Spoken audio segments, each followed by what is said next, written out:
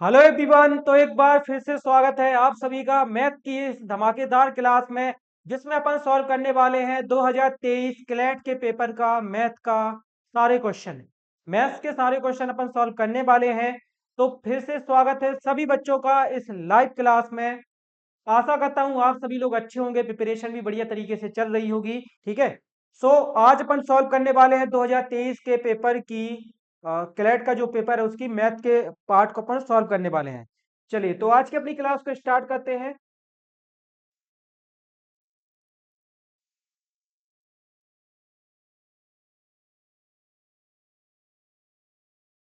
यहां से अपनी मैथ है वो चालू हो जाती है। ठीक है। पहला क्वेश्चन पहला क्वेश्चन जैसा कि आप लोग देख पा रहे होंगे, एक साइड में पहले इसको ओके। सो क्वेश्चन है हमारा, पिता और पुत्र की आयु क्रमशः 41 वर्ष और 16 वर्ष है। कितने वर्षों के बाद पिता की उम्र पुत्र की उम्र की दुगनी हो जाएगी? ठीक है। हमें वो साल बताने हैं जब जो पिता की उम्र है वो पुत्र की उम्र की कैसे हो जाए, दुगनी हो जाए। तो देखो, एक काम करते हैं, सबसे पहले आप इस 41 में 19 को जोड़ो। 41 में 19 को जोड़ो और 16 में भी 19 को जोड़ो। इन दोनों को जोड़ेंगे तो आएगा 60 और इसको जोड़ेंगे तो आएगा 35। क्या ये दोनों एक दूसरे के दुगने हैं? नहीं है। मतलब कि इसका 19 वर्ष है वो आंसर नहीं होगा। 19 इसका आंसर है वो नहीं होगा। इसी तरीके से आप दोनों में 9 जोड़ के देखो, दूसरा ऑप्शन 9 अपन को दिया गया है, 9 जोड़ेंगे तो आएगा 41 प्लस 9 और यहाँ पे हो जाएगा अपना 16 प्लस 9। 41 और 9 हो गया 50 और 16 और 9 हो गया 25। क्या 25 का दुगना होता है 50? बिल्कुल होता है। 25 का दुगना क्या होता है? 50 होता है। इस वजह से इसका जो आंसर होगा वो बी ऑप्शन 9। ठीक है। बी ऑप्शन में जो हमें 9 दिया गया है वो क्या हो जाएगा, इसका आंसर हो जाएगा। दुगनी बतानी थी बेटा। दुगनी कैसे निकालेंगे? तो 9 वर्ष के बाद उसके उसके फादर की एज हो जाएगी 50 साल और जो लड़का है उसकी एज हो जाएगी 25 साल। 25 का दुगना होता है 50, है ना? तो इसका आंसर क्या आएगा? B option. Okay. Question clear हो गया हो तो एक बार जल्दी से थम्स अप भेज दो। क्वेश्चन अगर क्लियर हो तो जल्दी से थम्स अप भेज दो।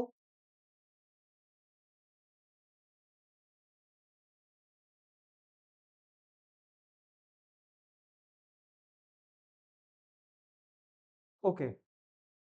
और इन क्वेश्चन को ना नोट करते चलना। इन क्वेश्चन का सॉल्यूशन है वो नोट करते चलना, क्योंकि इसकी ना पीपीटी अपने पास नहीं है। आई थिंक पीपीटी बनी हुई थी बट अभी मैंने जब जब क्लास में स्टार्ट कर रहा था उससे पहले मैंने पीपीटी देखा तो वो मिल नहीं रहा था।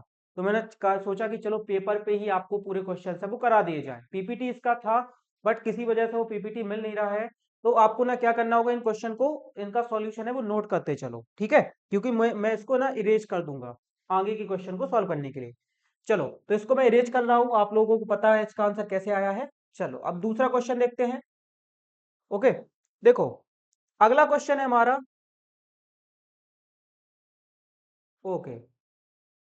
अगले क्वेश्चन में बोला गया 72 सेंटीमीटर परिमाप वाले समबाहु त्रिभुज की ऊंचाई ज्ञात कीजिए। एक समबाहु त्रिभुज है जिसकी जो ऊंचाई है वो कितनी है? 72। ठीक है। 72 परिमाप है। इस तरीके का एक त्रिभुज है और इसका जो परिमाप है वो कितना है? वो है इसका 72। अब हमें पता है कि बेटा समबाहु त्रिभुज की जो भुजाएं होती है वो कैसी होती है, आपस में बराबर होती है।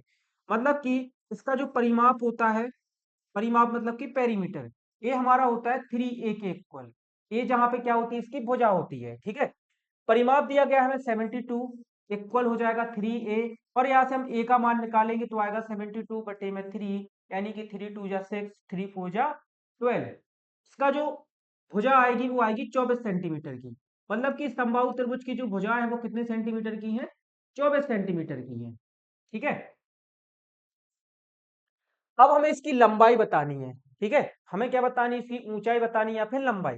बेटा इसकी जो लंबाई होती है ना वो इसका एक परपेंडिकुलर होती है। इसका एक परपेंडिकुलर क्या होती है? इसकी लंबाई होती है। ठीक है। अब अपन ने देखो यहाँ से इसके इस बिंदु से इस पे एक परपेंडिकुलर डाला है जो कि इसको क्या करेगा, दो भागों में विभाजित करेगा। दो भागों में विभाजित करेगा। अब ये पूरा इसको चलो नाम दे देते हैं ए बी सी। देखो जो ये बी सी था ना, ये 24 सेंटीमीटर का था। अब अपन ने इसको 20 से काट दिया तो जो ये इस पॉइंट को नाम दे देते हैं डी। तो ये जो सी डी है और जो ये बी डी है, ये दोनों कैसे होंगे, आपस में बराबर होंगे, और ये दोनों बराबर होंगे 12 के, क्योंकि देखो पूरा था 24 सेंटीमीटर, 20 से इसको काट दिया है, तो आधा भी हो गया 12 और आधा भी क्या हो गया 12 हो गया। ठीक है, मतलब कि जो छोटा सा पार्ट है कितने सेंटीमीटर का है, 12 सेंटीमीटर का है। अब हमें कुछ नहीं करना है, पाइथागोरस थ्योरम लगा के जो एडी है, जो एडी हमने परपेंडिकुलर डाला है, इसकी लेंथ है वो फाइंड कर लेनी है। ठीक है, सो यहाँ पे अपन लिखेंगे यूजिंग पाइथागोरस थ्योरम, या नेक्स्ट पेज पे चलते हैं। ठीक है, यूजिंग पाइथागोरस थ्योरम। ठीक है, ओके, सो देखो उसमें क्या था, यहाँ पे देखो AC का स्क्वायर बराबर हो जाएगा हमारा CD का स्क्वायर प्लस AD का स्क्वायर। ठीक है, AC का स्क्वायर बराबर किसके हो जाएगा, AC का स्क्वायर बराबर हो जाएगा CD का स्क्वायर प्लस AD का स्क्वायर। इस AD को हमें निकालना है। AC हो जाएगा हमारा 24 का स्क्वायर, CD हो जाएगा हमारा 12 का स्क्वायर, और इस AD को हमें क्या करना है, फाइंड करना है। ये हो जाएगा हमारा 576, ये हो जाएगा 144 प्लस का AD स्क्वायर। ठीक है, यहां से 144 को इस तरफ लाएंगे तो 576 माइनस का 144 is equal to AD square. घटा देंगे तो 6 में से 4 गया तो बचा 2, 7 में से 4 गया तो 3, 5 में से 1 गया तो 4, 432 बराबर AD स्क्वायर। अब इस AD 432 का मान निकालते हैं। ठीक है, 432 को एलसीएम लेके निकालेंगे, होगा 2 1 6 1 0 8 54 27, ये हो गया 9 3, 3 से 3 कट गया, एक पेयर बन जाएगा, दो पेयर बन जाएगा, तीन पेयर बन जाएगा, यानी दो दो दूनी चार, चार थी 12, 12√3 आएगा। ठीक है, 12√3 क्या हो जाएगा, इसका आंसर हो जाएगा।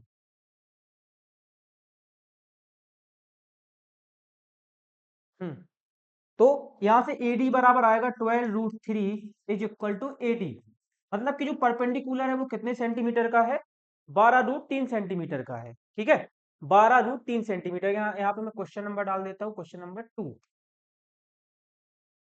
ओके, क्लियर हो गया बेटा।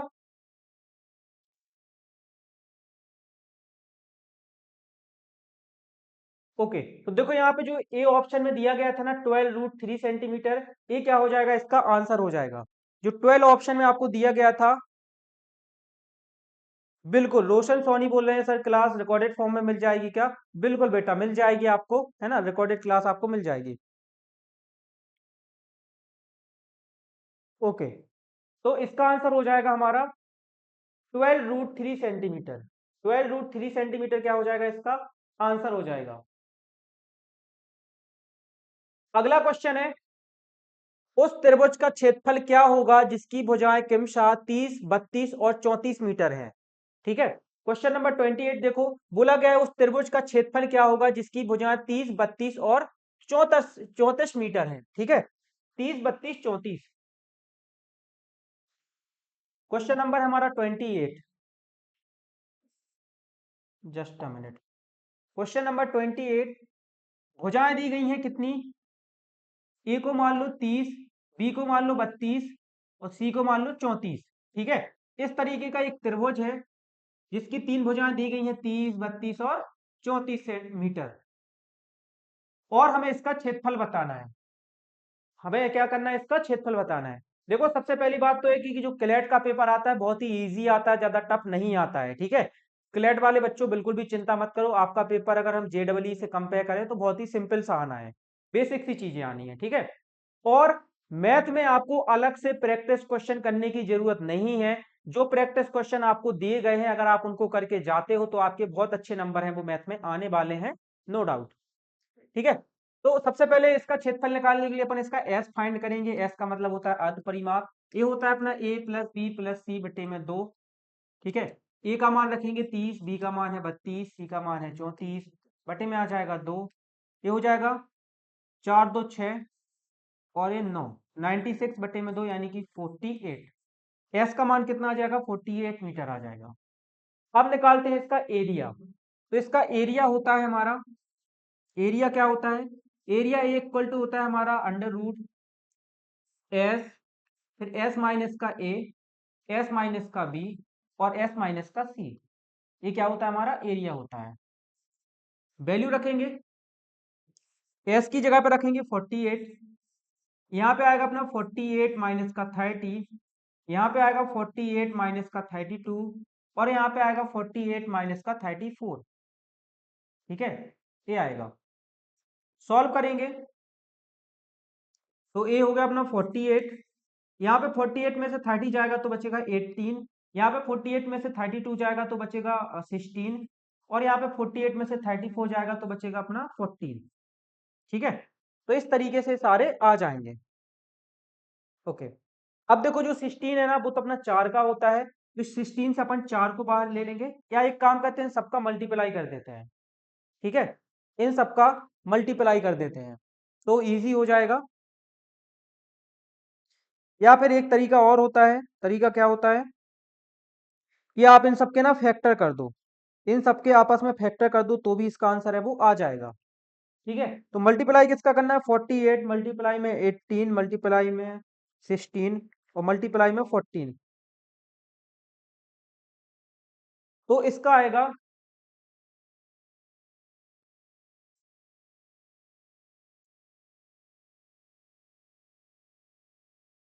1,93,536।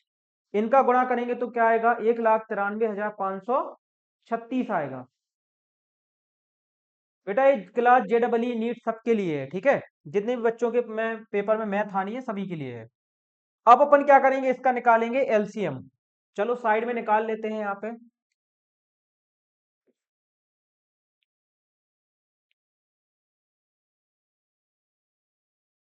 2 से काटेंगे तो हो गया 9, ये हो गया 12, ये हो गया 14, ये हो गया 12 और ये हो गया 16। फिर से 2 से काटेंगे, अब ये कितने से कटेगा, 8 4 12 15 24 और 9 34।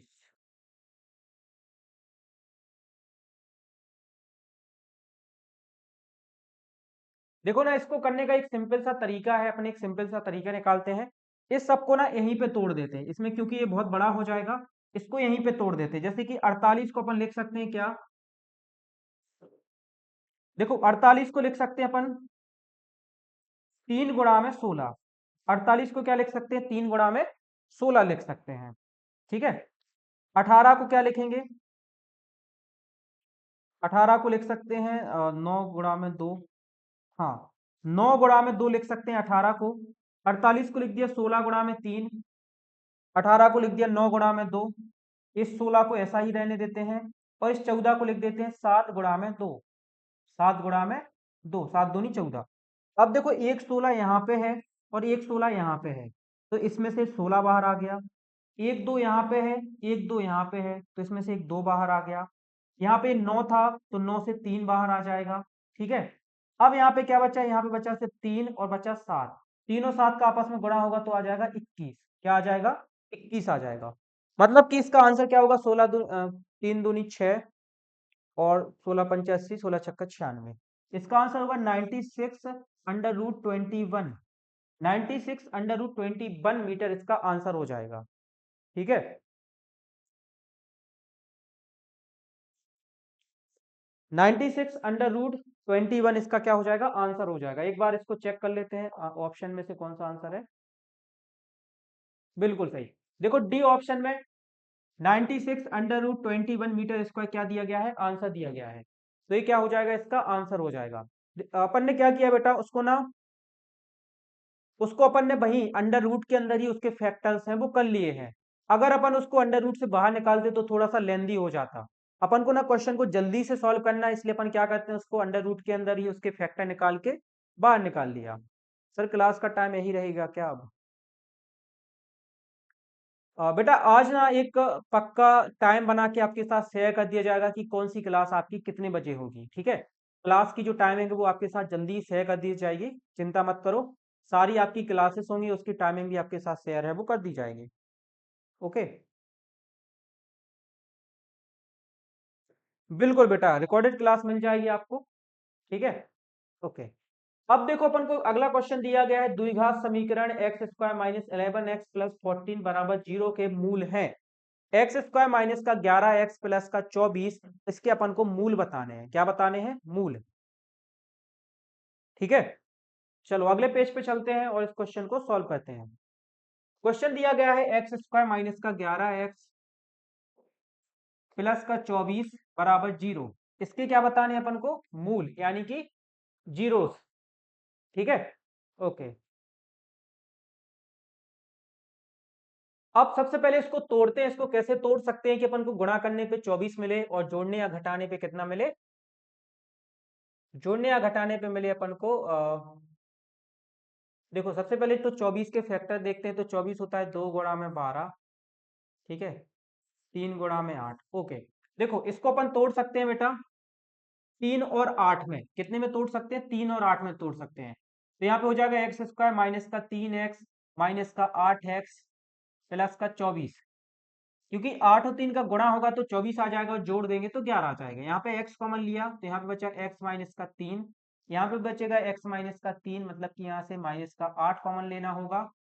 ठीक है, तो ये हो गया x माइनस का 8 और ये हो गया x माइनस का 3।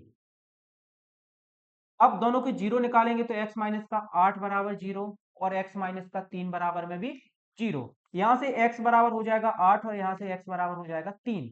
यानी कि दोनों ही क्या होंगे? इसके आंसर होंगे। 3 और 8 क्या हो जाएगा? इसका आंसर हो जाएगा। क्वेश्चन क्लियर हो तो थम्स अप भेज दो जल्दी से, है ना। बहुत ही इजी सा क्वेश्चन था। 3 और 8 क्या हो जाएंगे? इसके शून्यांक हो जाएंगे। ओके, तो बेटा मैथ में आपको सिर्फ जो प्रैक्टिस क्वेश्चन दिए गए हैं उन्हीं को करके जाना है। एक बार मैं चेक कर लेता हूं अभी कितने बच्चे जुड़े हुए हैं लाइव में। आज बहुत ही कम बच्चे जुड़े हुए हैं, ओनली 41 बच्चे ही इस लाइव सेशन में जुड़े हुए हैं।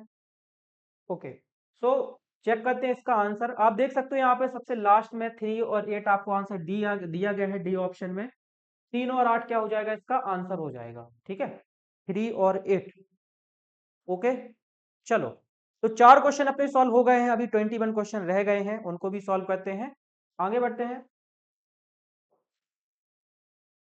ठीक है, और क्वेश्चन में मैं क्वेश्चन नंबर में डालते जा रहा हूं तो आप लोग थोड़ा सा समझ लेना। ओके, अगला क्वेश्चन है हमारा।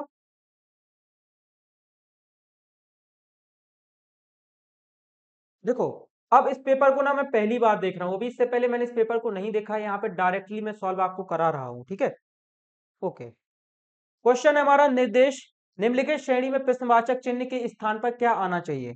अब देखो यहाँ पे तुम्हें एक श्रेणी दी गई है 80, फिर है 370, ठीक है, फिर है प्रश्नवाचक चिन्ह यानी कि क्वेश्चन मार्क है यहाँ पे, फिर है हमारा 1550, फिर है हमारा 2440 और फिर है हमारा 3530।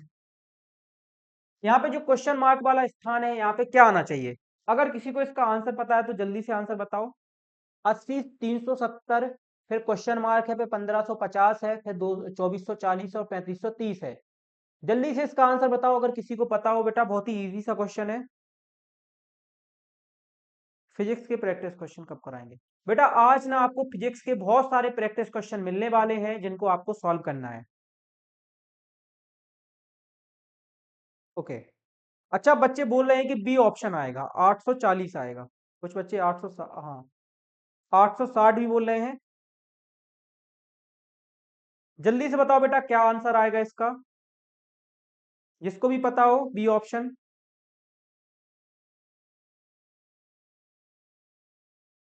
कुछ 860 बोल रहे हैं। अच्छा एक बात बताओ, अपना अपना आंसर बताओ कि ये 860 क्यों आ रहा है। देखो एक मिनट में संदीप साहू नाम का कोई बच्चा है उससे पहले पूछता हूँ, ठीक है। हैंड रेस का बेटा ऑप्शन चालू कर रहा हूँ, संदीप साहू से हम पूछते हैं कि उनका 860 कैसे आ रहा है। ठीक है, संदीप साहू आपके स्क्रीन पर ना ऐसे हाथ दिख रहा होगा, उस पर आप क्लिक कर दीजिए एक बार। उसके बाद आप जो भी बोलेंगे वो हमें सुनाई देगा। ठीक है, तो हैंड रेस मैंने चालू कर दिया है, आप लोग।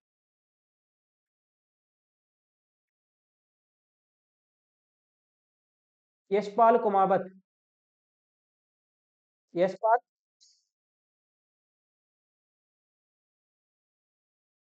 यशपाल आवाज आ रही है बेटा?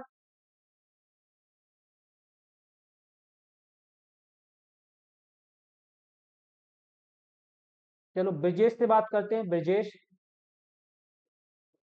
ब्रिजेश, इसका आंसर क्या आएगा?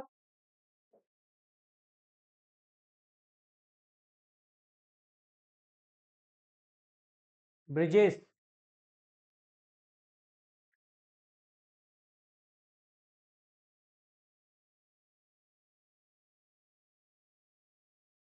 जल्दी से बताओ बेटा। आप लोग बोलते हो हैंड रेस चालू करो, मैं हैंड रेस चालू कर देता हूं तो आप लोग बोलते नहीं हो।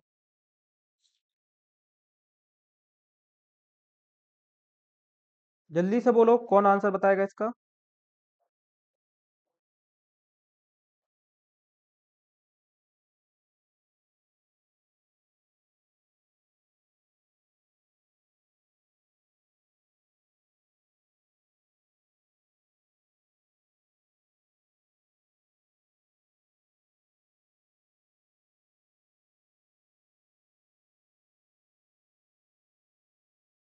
चलो, आप लोग इसका आंसर नहीं देने वाले हैं तो मैं ही इसका आंसर है वो दे देता हूं। ठीक है,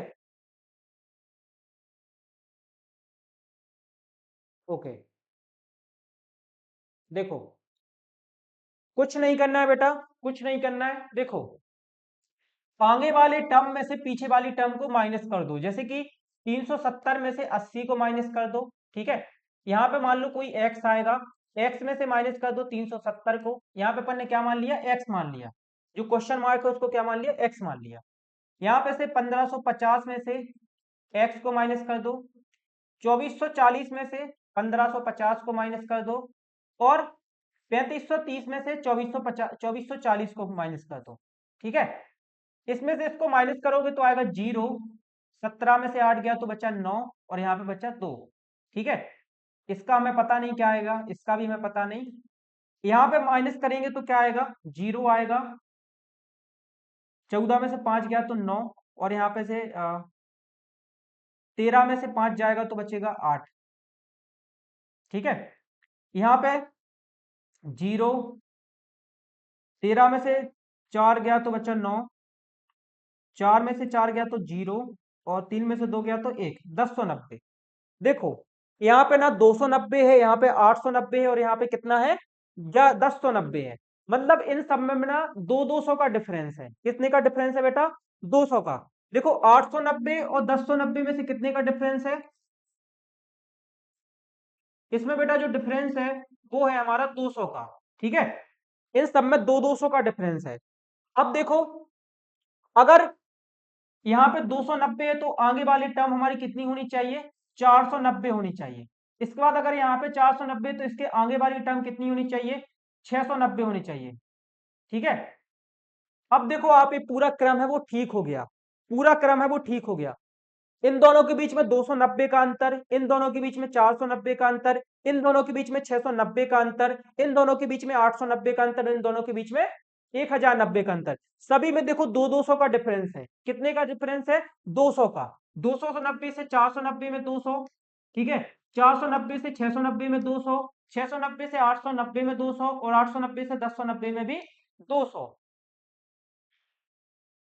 ठीक है, कितने कितने का डिफरेंस है बेटा? 200 का। बस, इसको सॉल्व कर लो। x माइनस 370 बराबर है 490। x माइनस 370 बराबर क्या दिया गया है? 490 दिया गया है। इस वाली इक्वेशन को यहां से उठा लो, इसको। ठीक है, तो यहां से x बराबर आ जाएगा अपना 490 प्लस का 370, यानी कि 0, 9 1 10, 9 1 10 हो जाएगा, और 6 16 हो गया, 4 3 7 1 8, 860। इसका आंसर क्या होगा बेटा? 860। 860, 860 क्या हो जाएगा? इसका आंसर हो जाएगा। D option is the correct answer.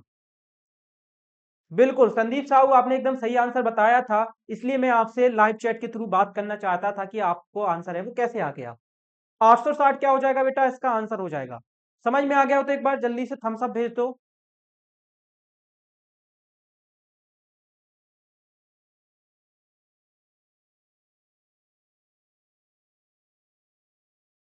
Okay, चलिए बेटा आगे बढ़ते हैं। अगला क्वेश्चन है, निम्नलिखित प्रश्न में प्रश्नवाचक चिन्ह के स्थान पर क्या आना चाहिए? ठीक है, एक बार इस क्वेश्चन को ना अपन अगले पेज में लिख लेते हैं। ठीक है, अगले पेज में इसको लिख लेते हैं।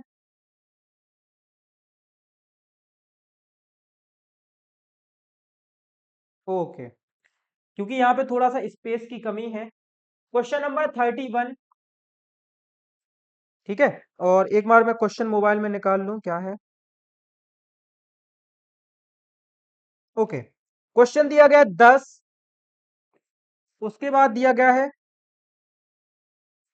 4 सही 5 बटे में 12, फिर दिया गया है 3 सही 1 बटे में 8, फिर यहाँ पे है माइनस क्वेश्चन मार्क और बराबर में है 2। इसका अपन को मान बताना है, ठीक है। ये सब इसका क्या करना है, इसका मान बताना है। इस क्वेश्चन मार्क की जगह पे अपन को बताना है। मान लेते हैं जहां पे क्वेश्चन मार्क है वहां पे अपन ने क्या ले लिया, एक्स ले लिया, ठीक है। तो 10 माइनस 4 सही 5 बटे 12 माइनस 3 सही 1 बटे 8 माइनस एक्स बराबर 2। तो एक्स की जगह पे क्या आएगा। सर ये पेपर 2000 सुपर 100 का है क्या। बिल्कुल बेटा, ये सुपर 100 का पेपर है, ठीक है। ओके, सॉल्व करते हैं तो हो गया अपना 10 माइनस, इसको सॉल्व करेंगे तो हो गया 12, 12 12 24, 12 3 36, 12 चौक 48, 48 और 5 हो गया हमारा 53 बटे में 12 माइनस 8 3 24 और 1 25 बटे में 8 माइनस का x बराबर में 2, ठीक है।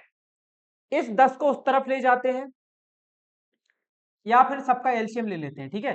सबका एलसीएम ले लो, ज्यादा सही रहेगा मेरे हिसाब से। एलसीएम आएगा इसका कितना, 12 और 8 का कितना आएगा, लेके देखते हैं 12 और 8 का। तो 6 4 3 2 2 2 दूनी 4 4 दूनी 8 8 3 24, इसका जो एलसीएम आएगा वो 24 आएगा, ठीक है। अब एक का 24 में भाग करेंगे 24 बार जाएगा, 24 का 10 के साथ गुणा करेंगे 240 आ जाएगा माइनस 12 का 24 में किया तो 2 बार गया, 12 दूनी 24, 2 का 53 के साथ करेंगे तो आएगा 2 3 6 2 पंचे 10 106 माइनस 8 का 24 के साथ करेंगे तो 3 बार जाएगा, 8 3 8 और 16 8 3 24, तो 3 का 25 के साथ करेंगे तो 75 माइनस यहाँ पे हो जाएगा 24x और बराबर में हो गया 2, ठीक है। ओके, एलसीएम चाहे तो आप लोग कर सकते हैं, इजी है। अब 240 माइनस माइनस का ये है, माइनस का ये दोनों जुड़ जाएंगे तो हो जाएगा 6 4 10 1 11 7 1 8 और 181 माइनस का 24x बटे में, देखो इस 24 का हो गया 2 के साथ गुणा तो कितना हो गया 48 हो गया, 24 दूनी 48, ठीक है। 240 में से 181 चला गया तो बचा, 10 में से 1 गया तो 9, ठीक है। 13 में से 8 गया तो 5, ठीक है। और यहाँ पे बचा माइनस का 24x बराबर में 48। इस इक्वेशन को सॉल्व कर देते हैं यहाँ पे तो हो जाएगा माइनस का 24x बराबर, माइनस का 24x बराबर 48 माइनस का 59, 48 माइनस का 59, तो माइनस 24x बराबर माइनस का 2 हो गया और 9 11 माइनस का 11, x बराबर हो जाएगा माइनस का 11 बटे में 24, यानी कि x बराबर हो गया 11 बटे में 24। That is your answer. ये क्या हो जाएगा, इसका आंसर हो जाएगा x बराबर 11 बटे में 24। एम आई राइट, क्या मैं सही हूं। ओके, तो 11 बटे में 24 देख सकते हो आप यहाँ पे डी ऑप्शन, डी ऑप्शन में 11 बटे 24 दिया गया है जो कि क्या हो जाएगा, उसका आंसर हो जाएगा, ठीक है। ओके, बच्चे बोल रहे हैं एक बार फिर से समझा दीजिए। बिल्कुल बेटा, अगेन देखो, ये अपन को दिया गया था 10 माइनस का 4 सही 5 बटे 12 माइनस का 3 सही 1 बटे 8 माइनस का x की जगह पे क्वेश्चन मार्क था और बराबर में था 2। बताना था कि जो क्वेश्चन मार्क है जो x है उसका मान क्या है। अपन ने क्या किया, सबको सॉल्व किया, 4 सही 5 बटे 12 था, इसको अपन ने जब तोड़ा मतलब सॉल्व किया तो आया 53 बटे में 12, इसका आया 25 बटे में 8 माइनस का x बराबर में 2। सबका अपन ने लघुत्तम किया, भिन्न किया, तो भिन्न अपना एलसीएम आया 24, सबका गुणा भाग करके जो करना था जैसे भिन्न करते हैं वैसे किया, ठीक है। जो घट रहे थे उनको घटा दिया, जो नहीं घट रहे थे उनको सेम रखा, तो अपन को मिला 59 माइनस का 24 एक्स बराबर 48। इस इक्वेशन को अपन ने सॉल्व कर लिया तो सिंपली अपना 11 बटे में 24 है वो आंसर आ गया, ठीक है। 11 बटे में 24 क्या आ जाएगा, इसका आंसर आ जाएगा। बहुत ही सिंपल था, चलिए आगे बढ़ते हैं। ओके,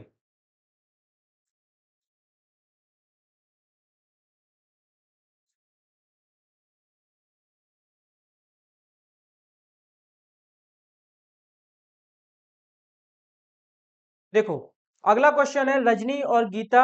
ये दो क्वेश्चन है ना, एक कार्य वाले क्वेश्चन है। कौन से क्वेश्चन है? कार्य। इस कार्य वाले टॉपिक को मैं आपको एक दिन अच्छे से पढ़ाऊंगा, तब आपको ये क्वेश्चन है वो बनेंगे। 32 33 क्वेश्चन ये वर्क वाले हैं, ठीक है, कार्य वाले। ये तीनों अलग अलग काम करते हैं 20 घंटे, 30 घंटे और 40 घंटे में। एक साथ काम को कैसे करेंगे? तो इनको जोड़ना पड़ता है। इनको क्या करना पड़ता है? जोड़ना पड़ता है, ठीक है। ओके, फिर भी मैं एक बार ट्राई कर लेता हूँ। अगर इसका सिंपल मेथड से आ जाएगा तो मैं अभी जस्ट आपको करा दूंगा, ठीक है। सो 1/, एक मिनट, 1/20 प्लस 1/30 प्लस 1/40।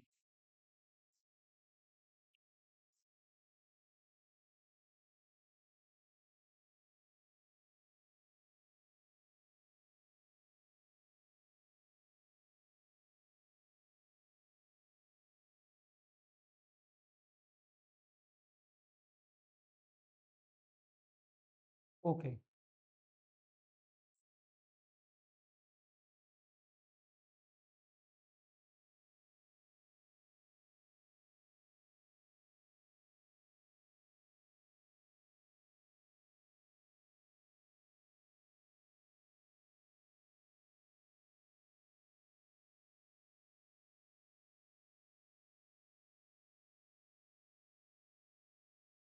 ओके। अच्छा, इस 32 का आंसर क्या होगा? 32 का आंसर क्या होगा? कोई मुझे इस 32 क्वेश्चन का आंसर बता सकता है क्या? क्वेश्चन नंबर 32 का आंसर कोई बता सकता है क्या? क्या होगा? जल्दी से बताओ बेटा, कोई क्वेश्चन नंबर 32 का आंसर बता सकता है क्या?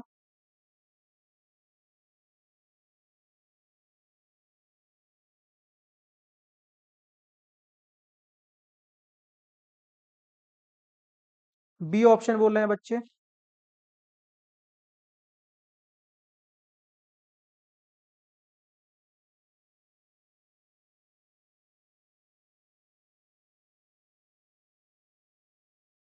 कुछ बच्चे सी बोल रहे हैं।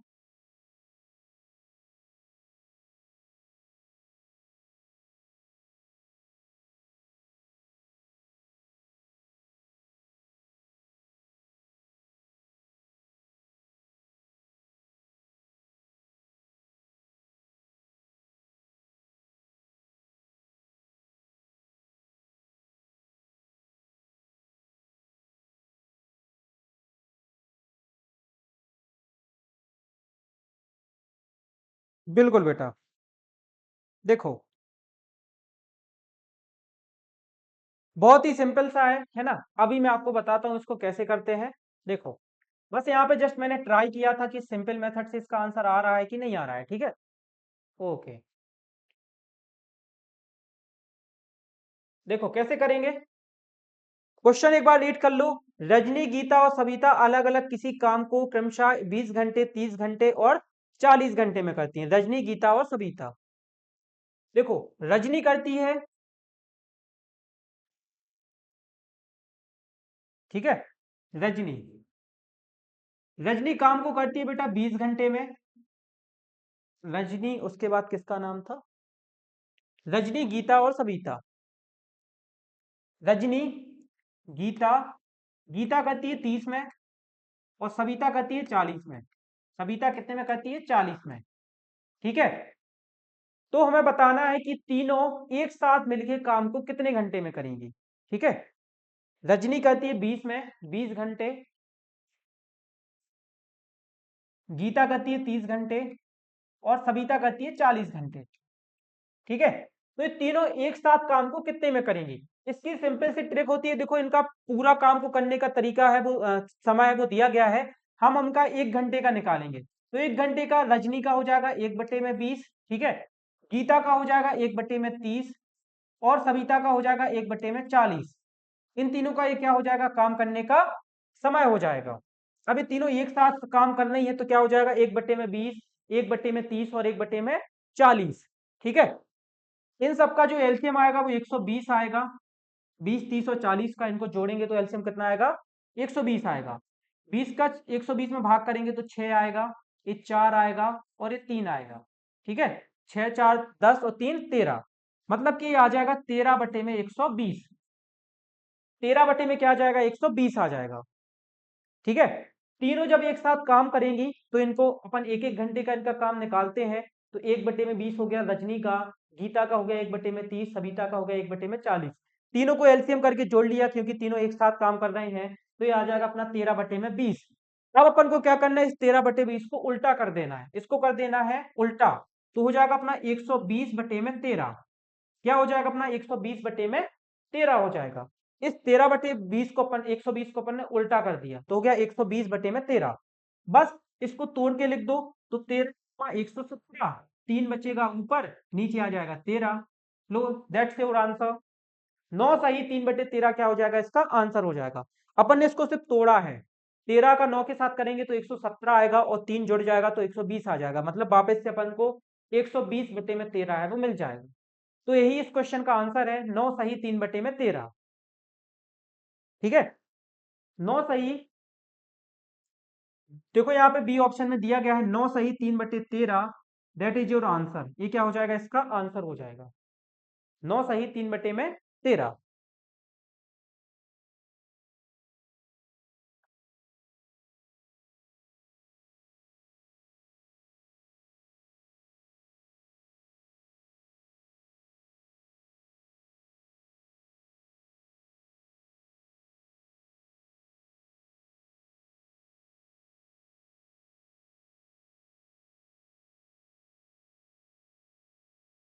ओके, क्वेश्चन क्लियर हो गया बेटा। ओके, अब देखो अगला क्वेश्चन।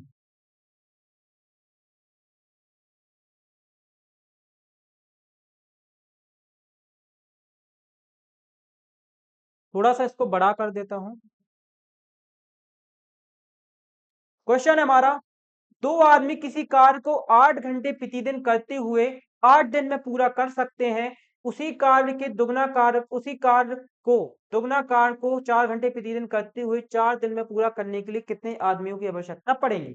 दो आदमी 8 घंटे काम करते हुए 8 दिन में काम को करते हैं, तो कितने आदमी 4 घंटे काम करते हुए 4 दिन में करेंगे, इसको अपन को बताना है। जल्दी से बेटा इसका आंसर बताओ, कितना क्या आएगा, जल्दी से बताओ इसका आंसर क्या होगा बेटा।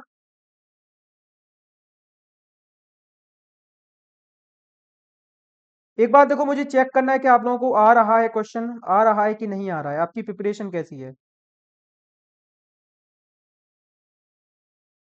जल्दी से बताओ, मैं लाइव चैट आपकी पढ़ रहा हूं।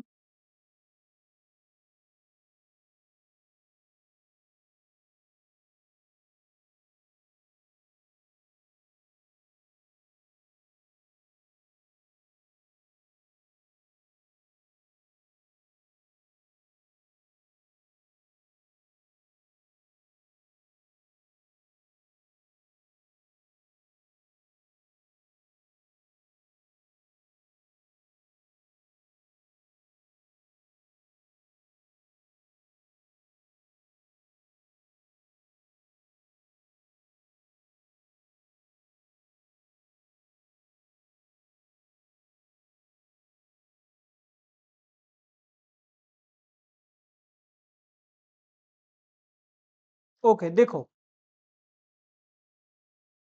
बोला गया है दो आदमी, कितने आदमी, दो आदमी, यहाँ पे आदमी लिखते हैं, ठीक है, यहाँ पे लिखते हैं समय और यहाँ पे लिखते हैं दिन। यहाँ पे लिखते हैं मतलब घंटे, समय का मतलब घंटे। तो दो आदमी 8 घंटे काम करते हुए किसी कार्य को कितने दिन में करेंगे, 8 दिन में। दो आदमी काम कर रहे हैं, ठीक है, कितने घंटे काम कर रहे हैं, 8 घंटे काम कर रहे हैं, तो कितने दिन में करेंगे, 16 घंटे, मतलब 8 दिन में करेंगे। ठीक है, अपन को निकालना था कि 4 आदमी 4 घंटे काम करेंगे, नहीं नहीं, कितने आदमी 4 घंटे काम करेंगे कि कार्य है वो कितने दिन में हो जाए, 4 दिन में हो जाए। ठीक है, इसी को सबसे पहले बेटा इसमें एक आदमी का निकालो। मान लो किसी एक आदमी को ये पूरा काम खत्म करना है तो वो कितने दिन लेगा। तो एक आदमी अगर काम कर रहा है 8 घंटे तो उसको जो दिन लगेंगे वो 16 दिन लगेंगे। कितने दिन लगेंगे, 16। दो आदमी 8 दिन में कर रहे थे तो एक आदमी कितने दिन में करेगा, 16 दिन में करेगा। समझ में आ गया इतना कि नहीं आया, समझ में आ गया।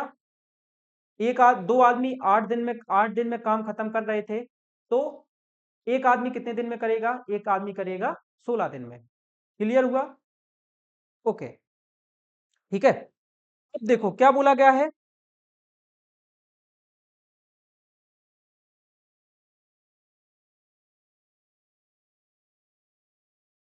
बिल्कुल।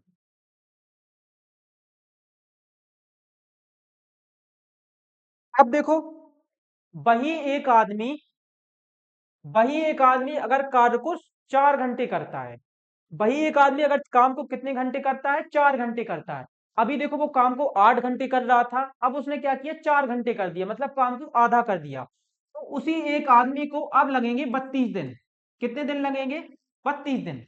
8 दिन काम 8 घंटे काम कर रहा था तो 16 दिन लग रहे थे, उसको लग रहे हैं।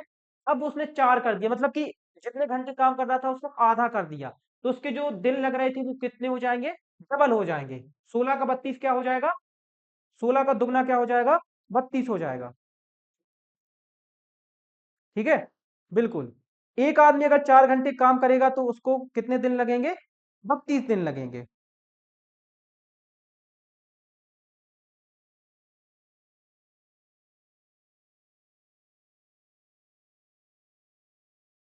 ठीक है,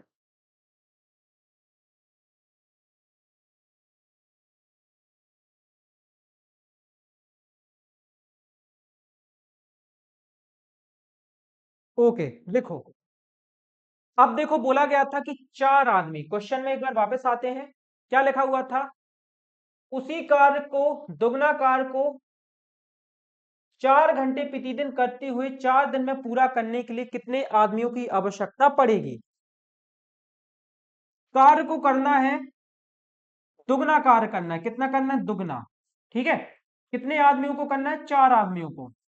एक आदमी को कितना समय लगता है? 32 लगता है। एक आदमी को 32 दिन का समय लगता है, उसी कार्य को पूरा करने के लिए 4 आदमियों को कितना समय लगेगा? तो यहां से हो जाएगा 2 एकम 2, 2 दूनी 4, यानी कि 16। क्या हो जाएगा इसका आंसर? 16 आदमी लगेंगे। ठीक है। दुगना कार्य करना है, 32 एक आदमी कर पाता है 32 में, तो 4 आदमी कितने में कर पाएंगे? 4 आदमी कर पाएंगे 32/4 में। ठीक है, ओके। तो पिछले वाले क्वेश्चन का जो आंसर आएगा वो आएगा 16। 16 क्या हो जाएगा? इसका आंसर हो जाएगा A option, 16 is the answer. ठीक है। दुगना कार्य कर रहे थे, जैसे एक आदमी 32 घंटे 32 दिन लगाता है, तो 4 आदमी कितने लगाएंगे? 32/4 यानी कि 8, है ना? एक आदमी 32 घंटे लगाता है, 32 दिन लगाता है, तो 4 आदमी कितने लगाएंगे? 4 आदमी 8 दिन लगाएंगे, है ना? इस तरीके से होता है। ओके, ठीक है। चलो, तो क्वेश्चन नंबर 33 अपना खत्म हो गया। आगे बढ़ते हैं और अगले को जो क्वेश्चन है उनको सॉल्व करते हैं। यहां से अपना क्वेश्चन नंबर 34।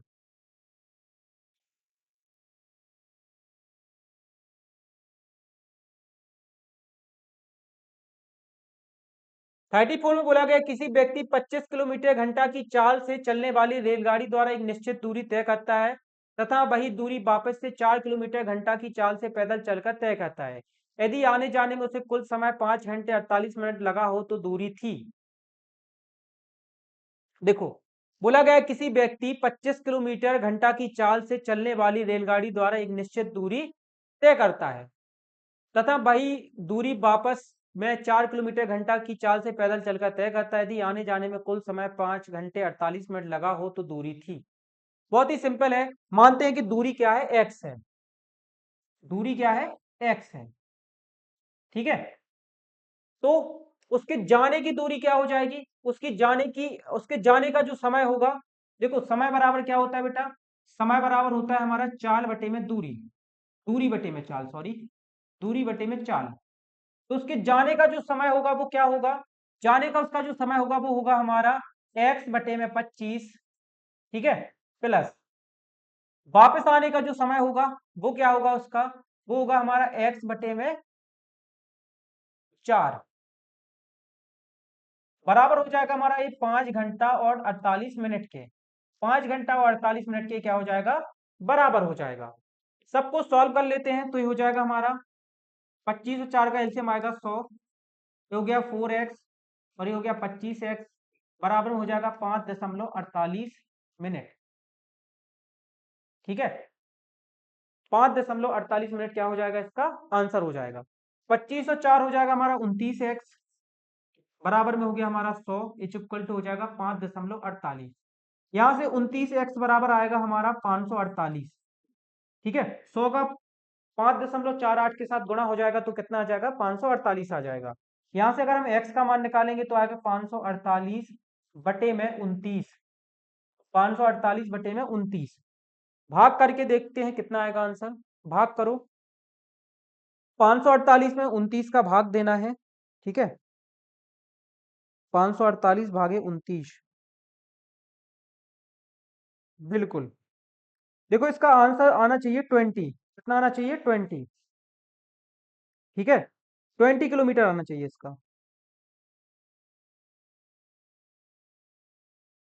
अपन को ना बस थोड़ा सा क्या करना पड़ेगा, देखो यहाँ पे जो ये 548 मिनट लिखा हुआ है, इसको अपन को ना घंटे में चेंज करना पड़ेगा। ठीक है, इसको किसको में चेंज करना पड़ेगा, घंटे में। तो हो जाएगा 5 घंटे और 48 मिनट, ऐसे कुछ लिखा हुआ है।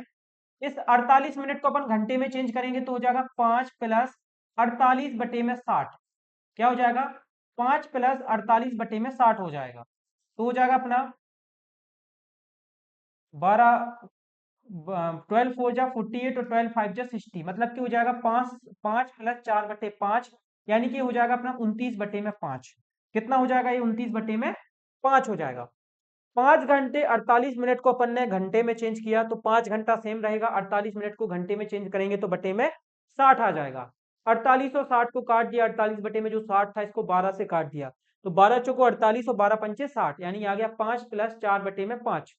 इस भिन्न को जब अपन सॉल्व करेंगे, किसको, 5 प्लस 4 बटे में 5, तो ये अपनी आ जाएगी 29 बटे में 5। ठीक है, मतलब यहाँ पे अपन लिख सकते हैं 29 बटे में 5। क्या लिख सकते हैं, 29 बटे में 5। ठीक है, 29 से 29 कट जाएगा, x बराबर क्या बचेगा, x बराबर बचेगा अपना 100 बटे में 5। तो यहां से x बराबर आ जाएगा 20 किलोमीटर। x बराबर क्या आ जाएगा, 20 किलोमीटर आ जाएगा। मतलब जो दूरी है वो कितने किलोमीटर है, 20 किलोमीटर है। ठीक है, दूरी क्या हो जाएगी हमारी, 20 किलोमीटर हो जाएगी। इस तरीके से इस क्वेश्चन को सॉल्व है वो करना था। ठीक है,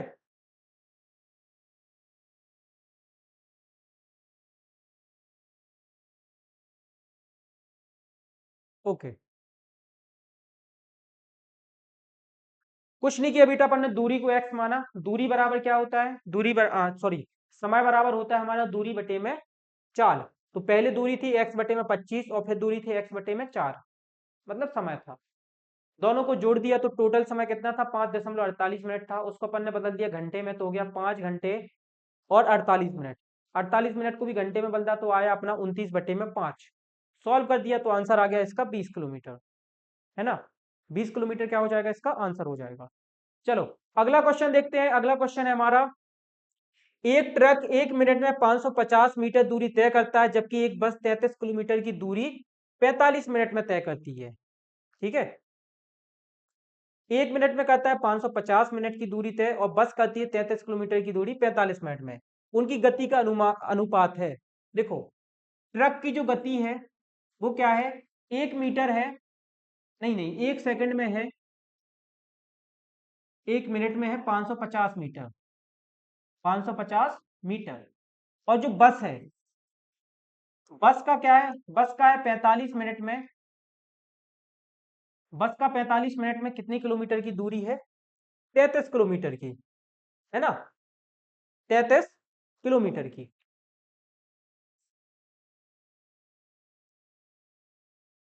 इसको अपन मीटर में बदल देते हैं तो हो जाएगा 33,000 मीटर। 1 किलोमीटर बराबर 1,000 मीटर, तो इसका कितना हो जाएगा, 33,000 मीटर हो जाएगा। ठीक है, अब अपन को बेटा पता है कि चाल बराबर क्या होता है, चाल बराबर होता है हमारा दूरी बटे में समय। ठीक है, तो इन दोनों को ऐसे लिख देंगे। देखो ट्रक की जो चाल हो जाएगी वो हो जाएगी हमारी 550 बटे में 1, और बस की हो जाएगी, वो हो जाएगी हमारी 33,000 बटे में 45। ठीक है, ये हो जाएगी।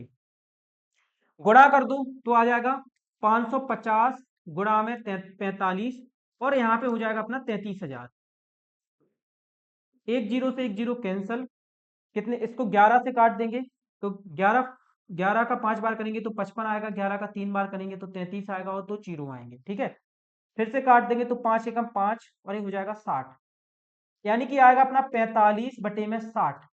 इसको काट देंगे 15 से तो 15 × 45 और 15 चौको 60, मतलब कि इसका जो अनुपात आएगा वो 3:4 आएगा। अनुपात कितना आएगा? 3:4 आएगा। कुछ नहीं किया है अपन ने, सिर्फ इसको काटा है।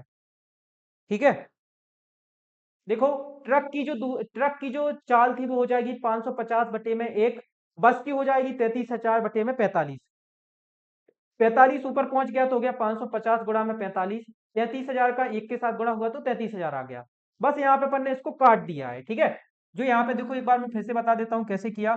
तो 550 गुणा में 45 और बटे में 33,000। ठीक है, एक मिनट। ओके, ठीक है, एक जीरो से एक जीरो गया। ठीक है, ओके। अब 11 से काटा तो 11 11 का 5 बार किया तो 55 आया, 11 का 3 बार किया तो 33, और 2 जीरो का 2 जीरो। फिर 5 से काट दिया तो 5 एकम 5, और ये हो गया 5 6 जा 30, और जीरो का जीरो जीरो। ऊपर क्या बचा? ऊपर बचा 45 और नीचे बचा 60। इसको 15 से काट दिया तो 15 थी 45, 15 चौको 60, 3:4 क्या आ गया? आंसर आ गया। ठीक है, क्या आ जाएगा इसका आंसर? 3:4 आ जाएगा। यशपाल बोले सर आपकी मैथ तो जोरदार है। थैंक यू बेटा, अगर आपको लगता है मेरी मैथ अच्छी है। Okay, so the answer of this question is 3:4। 3:4 क्या हो जाएगा? इसका आंसर हो जाएगा। ठीक है, सी ऑप्शन। देखो, अगला क्वेश्चन और सिंपल है। चार क्रमागत सम संख्याओं का योग 300 है, सबसे छोटी क्या होगी? बोला गया है कि चार क्रमागत सम संख्याओं का योग। मान लेते हैं कि जो चार क्रमागत का मतलब होता है कंज्यूगेटिव। चार क्रमागत सम संख्याएं। ठीक है, अपन को जल्दी करना है सारे क्वेश्चन, इसलिए मैं थोड़ी सी स्पीड है वो बढ़ा रहा हूं। चार क्रमागत सम संख्याएं है हमारी एक्स, x+2, x+4 और x+6। ठीक है, इस तरीके की होती हैं। अगर हम इसमें एक जोड़ेंगे तो विषम आ जाएगी, इसलिए हमेशा 2 4 6 और इस तरीके से जोड़ते हैं। बोला गया था कि इन सबका योग कितना है? 300 है। तो सबको जोड़ देते हैं, x+2 plus x+4 plus x+6 बराबर में क्या हो जाएगा? 300 हो जाएगा। जोड़ते हैं सबको, तो 1x 2x 3x 4x plus का 12, 2 4 6 6 6 12 बराबर में हो जाएगा 300। यहां से 4x बराबर में आ जाएगा 300 माइनस का 12, यानी कि 4x बराबर हो जाएगा अपना 288। x बराबर आ जाएगा 288 बटे में 4, यानी कि 4 सत्ते 28, 4 दूनी 8। जो सबसे छोटी सम संख्या होगी वो 72 होगी। इसका आंसर क्या हो जाएगा? 72। एकदम सही आंसर है नैना रघुवंशी। नैना ने एकदम करेक्ट आंसर बताया है। 72 क्या हो जाएगा? इसका आंसर हो जाएगा। ए ऑप्शन बोल रहे हैं बच्चे, एक बार चेक कर लेता हूं। ओके, बिल्कुल सही।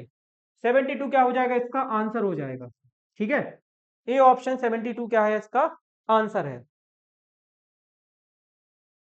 देखो, क्लैट के पेपर की ना मैथ बहुत ही इजी है। अगर आप प्रैक्टिस क्वेश्चन बस करके जाते हो तो आप 25 में से 25 नंबर भी क्लैट के अंदर ला सकते हो, कोई बड़ी बात नहीं होगी। अगर आप जो प्रैक्टिस क्वेश्चन दिए गए हैं उनको अच्छे से कर लेते हो तो।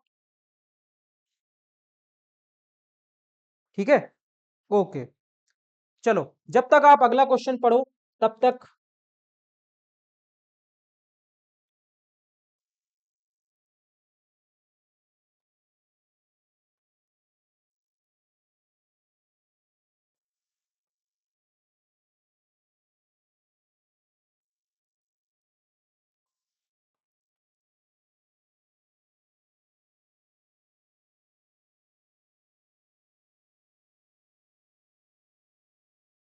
अगला क्वेश्चन है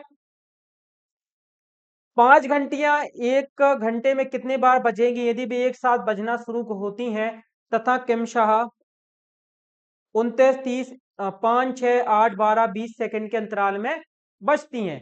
बेटा इस तरीके के क्वेश्चन में ना अपन को सिर्फ इसका एलसीएम है वो निकालना होता है। ठीक है, जब अपन को ये निकालना होता है कि वो एक साथ कब बजेंगी, तो एलसीएम निकाल लो 5, 6, 8, 12, 20 का।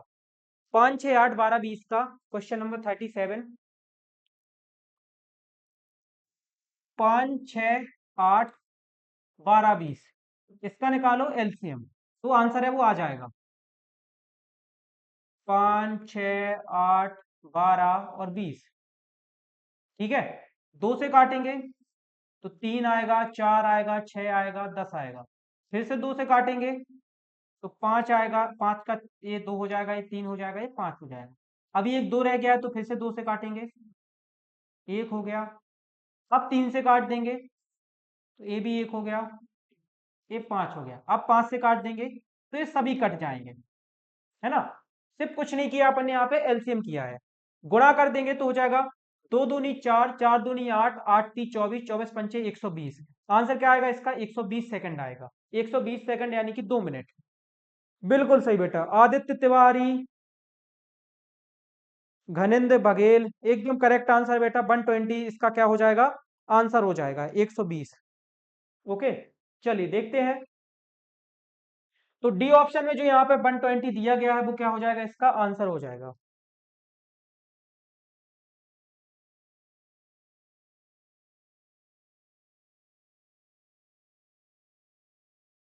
ठीक है, डी ऑप्शन क्या हो जाएगा? 120 इसका आंसर हो जाएगा। अब अगला क्वेश्चन देखो। अगला क्वेश्चन और भी इजी सा लग रहा है, बाकी देखते हैं कैसा क्वेश्चन है। क्वेश्चन में दिया गया है एक संख्या एक दूसरी संख्या की 25% है, बड़ी संख्या छोटी संख्या से 12 अधिक है। जो बड़ी संख्या है वो छोटी संख्या से क्या है? 12 अधिक है। बड़ी संख्या क्या है?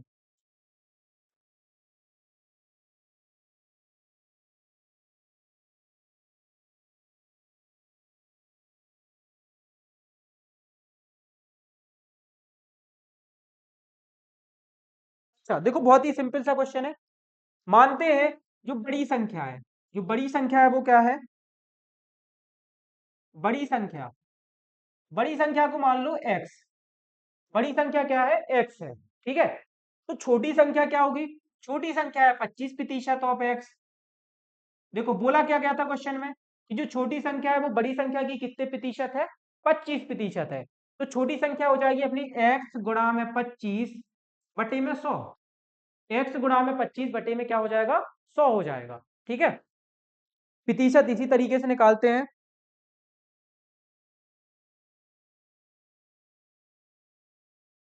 ठीक है,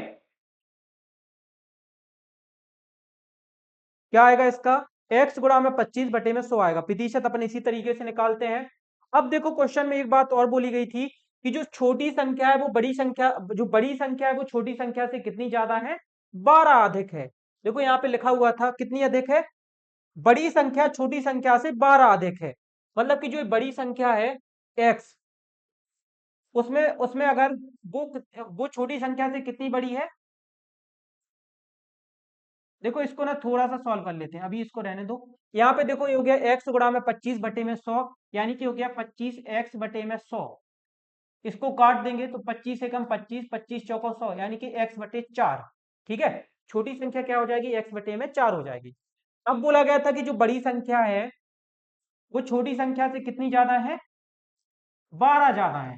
यानी कि अगर अपन बड़ी संख्या में से छोटी संख्या को घटाएंगे तो क्या मिलेगा अपन को? 12 मिलेगा। बड़ी संख्या x, छोटी संख्या x बटे में 4, घटा देंगे तो क्या मिलेगा? 12 मिलेगा। सॉल्व कर लो तो हो जाएगा 4x माइनस का x बटे में 4 इज इक्वल टू 12। तो हो जाएगा 3x बराबर 4 का 12 के साथ गुणा हुआ तो 48, और x बराबर आ जाएगा अपना 48 बटे में 3, यानी कि 3 एकम 3, 3 छंग 18, 16। मतलब कि जो संख्या है वो कितनी है? 16 है। ठीक है, मतलब कि बड़ी संख्या क्या होगी? देखो अब बड़ी संख्या क्या निकल आई अपनी? x निकल आई। x मतलब कि 16, बड़ी संख्या क्या हो जाएगी? 16 हो जाएगी।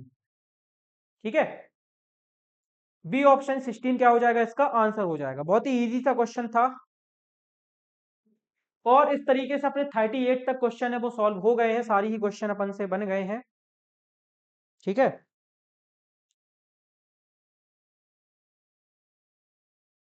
ओके, बी ऑप्शन क्या हो गया, इसका आंसर हो गया।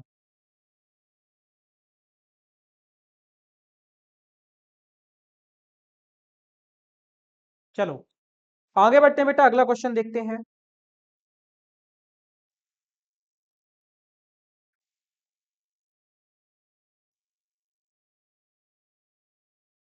39 क्वेश्चन में बोला गया 25 पुस्तकों का क्रय मूल्य।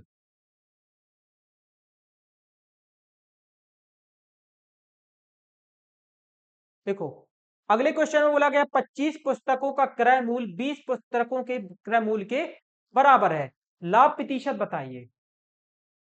क्वेश्चन क्या होगा बेटा, 25 पुस्तकों का क्रय मूल्य, ठीक है, 20 पुस्तकों के विक्रय मूल्य के बराबर है। बच्चे बोले एडमिट कार्ड कब आएगा, बेटा 1-2 दिन में आपका एडमिट कार्ड है वो आ जाएगा, चिंता मत करो, है ना। जब भी आएगा तो आपको हमारे व्हाट्सएप चैनल वगैरह को ज्वाइन कर लेना, आप तो ऐप में भी ज्वाइन हो, पता चल जाएगा, है ना, चिंता मत करो।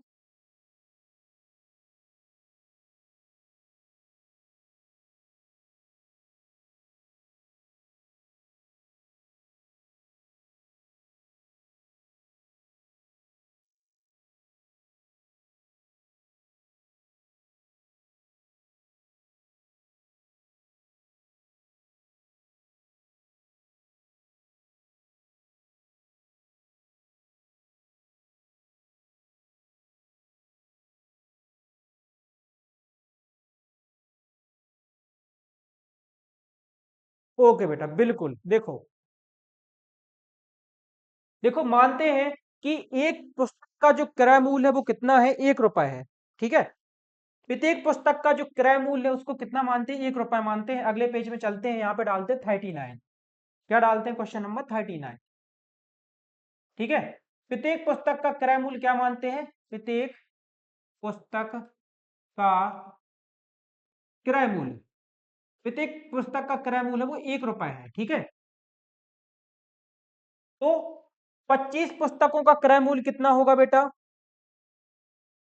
20 पुस्तकों का कितना क्रय मूल्य कितना होगा, 20 किताबों का क्रय मूल्य, 20 किताबों का क्रय मूल्य, 20 किताबों का हमारा क्रय मूल्य हो जाएगा बेटा 20 रुपए, ठीक है। अगर एक पुस्तक का 1 रुपए है तो 20 किताबों का कितना हो जाएगा, 20 रुपए हो जाएगा, ठीक है। एक किताब का 1 रुपए है तो 20 किताबों का कितना हो जाएगा, ठीक है। अब 20 किताबों का विक्रय मूल्य कितना होगा, 20 किताबों का विक्रय मूल्य, विक्रय मूल्य 20 किताबों का विक्रय मूल्य होगा बेटा 25 किताबों का क्रय मूल्य। क्वेश्चन में जैसा कि दिया गया था 25 किताबों का क्रय मूल्य, 25 किताबों का बेटा क्रय मूल्य क्या होगा, 25 रुपए होगा। मतलब कि इन 20 किताबों का विक्रय मूल्य कितना हो गया, 25 रुपए हो गया, ठीक है। ओके, 20 किताबों का विक्रय मूल्य कितना दिया गया था, 25 किताबों का क्रय मूल्य दिया गया था, तो 25 किताबों का जो क्रय मूल्य है वो कितना हो गया, 25 हो गया। लाभ कितने का हुआ, लाभ हुआ बेटा हमें 25, देखो विक्रय मूल्य कितना है, 25 है, और क्रय मूल्य कितना है, 20 है, तो 25 माइनस का 20 यानी कि 5 रुपए, 5 रुपए का हमें क्या हुआ, लाभ हुआ, ठीक है। लाभ हमें कितने रुपए का हुआ, 5 रुपए का हुआ। बस हमें प्रतिशत निकालना था, लाभ प्रतिशत, लाभ प्रतिशत निकालना था। लाभ प्रतिशत बराबर क्या होगा, लाभ बटे में क्रय मूल्य गुणा में 100। तो लाभ हो गया हमारा 5 रुपए, क्रय मूल्य हमारा 20, क्रय मूल्य कितना है, 20 है, गुणा में 100। तो 20 एकम 20, 20 पंचे 100, यानी कि आ जाएगा 5 गुणा में 5, यानी कि 25%। कितना आ जाएगा दोस्तों, 25% इसका आंसर है वो हो जाएगा। प्रेम पाटले, अंजलि सिंह, एकदम करेक्ट आंसर। प्रेम पाटले, अंजलि सिंह, सभी बच्चों का एकदम करेक्ट आंसर है। आदित्य तिवारी, सोनिया, एकदम करेक्ट आंसर बेटा। 25 क्या हो जाएगा, इसका आंसर हो जाएगा, ठीक है, 25%, डी ऑप्शन, ठीक है।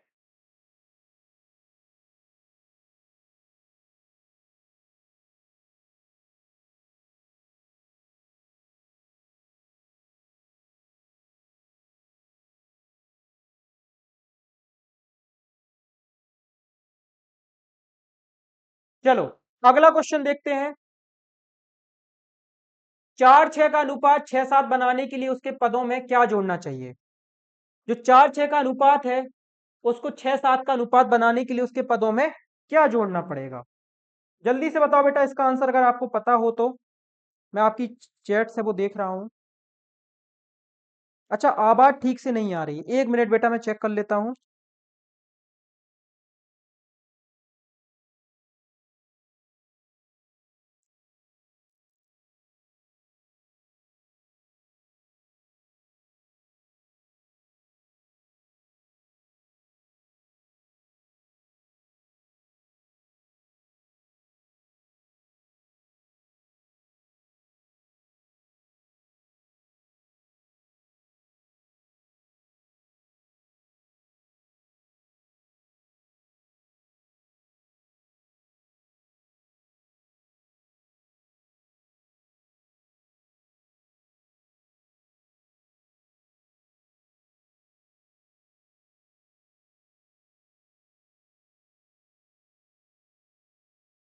बिल्कुल। देखो इजी सा क्वेश्चन है, अभी जस्ट करके बताता हूं। देखो कैसे करना है। बोला गया है कि 4-6, 4/6 का अनुपात है, जिसको बनाने के लिए अपन, जिसको 6:7 बनाने के लिए क्या जोड़ना पड़ेगा? ठीक है। मानते हैं कि दोनों में क्या जोड़ना पड़ेगा? ए जोड़ना पड़ेगा। ठीक है। दोनों में ए जोड़ने पर जो ये अनुपात है वो कितना हो जाएगा? 6 और 7 का अनुपात है वो हो जाएगा। ठीक है। दोनों में कितने का अनुपात हो जाएगा? 6 और 7 का। सॉल्व कर लो, क्रॉस मल्टीप्लाई करके तो हो गया 7 चौको 28, प्लस हो गया 7 ए, यहाँ पे हो जाएगा 36 प्लस का 6 ए को एक तरफ ले जाएंगे और नंबर को दूसरी तरफ ले जाएंगे तो हो जाएगा 7 ए माइनस का 6 ए, और यहाँ पे हो जाएगा 36 माइनस का 28। 7 ए में से 6 चला गया तो बचा ए, और यहाँ पे 36 में से 28 गया तो बचा 8। मतलब कि 4-6 के अनुपात को 6-7 के अनुपात बनाने के लिए इसमें आपको 8 जोड़ना पड़ेगा। कितना जोड़ना पड़ेगा बेटा? 8 जोड़ना पड़ेगा। 10 नहीं आएगा, 8 आएगा इसका आंसर।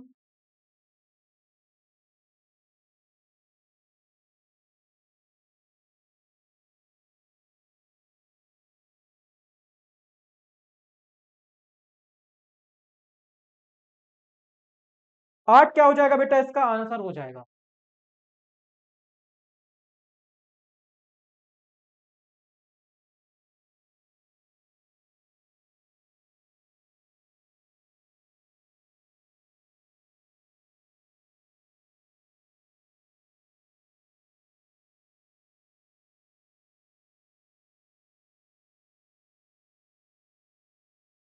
अगला क्वेश्चन देखो, थोड़ा सा इंटरेस्टिंग क्वेश्चन है। ठीक है। अगला क्वेश्चन कैसा है? थोड़ा सा इंटरेस्टिंग है।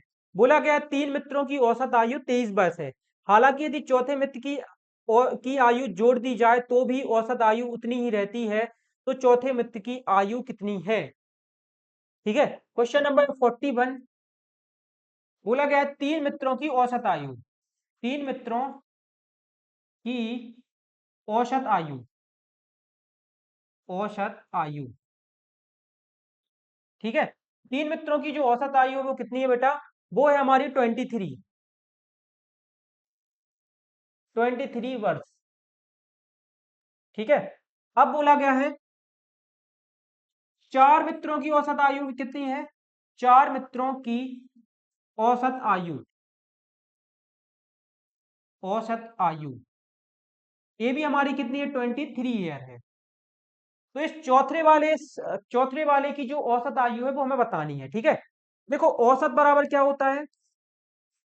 औसत बराबर होता है योग बटे में कुल संख्या या कुल औसत, कुल नंबर है। ठीक है।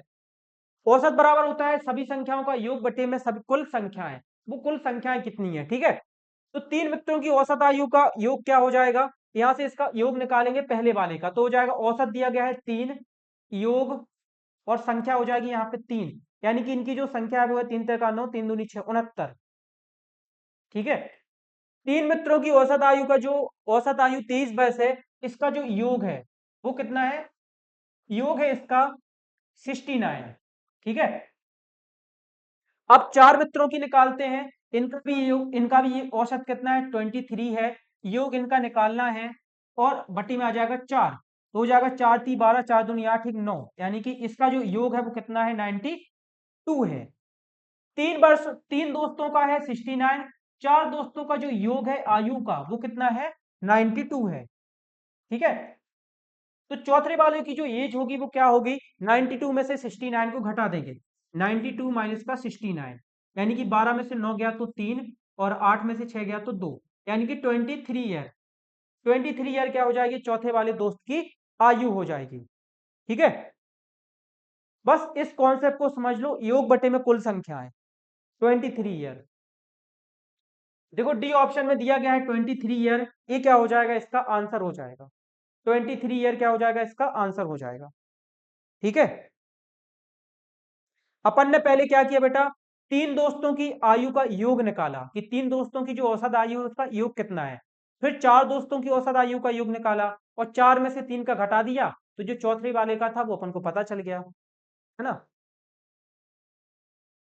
अब इस क्वेश्चन में सबसे बड़ी भिन्न बतानी थी। ठीक है, सबसे बड़ी भिन्न, यहां पे इसको मैं सॉल्व करता हूं क्वेश्चन नंबर 42 को, यहां पे लिख लेता हूं क्वेश्चन नंबर 42। देखो भिन्न दी गई है 29/14, ठीक है, फिर है 285/142, फिर है 35/16, और फिर यहाँ पे लास्ट में है हमारी 154/75। मान बताना है, सबसे पहले 29/14 का मान बताते हैं। 29/14 का मान है 2.0714, ठीक है। 285/142 इसका मान है, वो है हमारा 2.00704। 35/16 इसका मान है 2.1875, ठीक है। उसके बाद है 154/75, इसका मान है 2.053। अब देखो सबसे बड़ी भिन्न कौन सी है, देखो इसमें इसमें दशमलव के बाद पहला अंक 0 है, इसमें भी 0 है, इसमें क्या है 1 है, और इसमें दशमलव के बाद पहला अंक क्या है 0 है, मतलब जो सबसे बड़ी भिन्न है वो 35/16 है। सी ऑप्शन, 35/16 क्या हो जाएगी सबसे बड़ी भिन्न हो जाएगी। बिल्कुल सही, आदित्य, नैना, एकदम करेक्ट आंसर बेटा। आदित्य तिवारी, नैना, सृष्टि विश्वकर्मा, सभी बच्चों का एकदम करेक्ट आंसर है। ठीक है,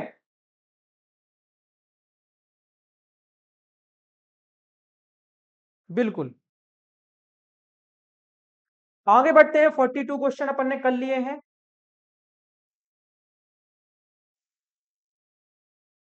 अब इसके बाद जो अगला क्वेश्चन है उसमें 70, कौन सा है 43 है। ओके,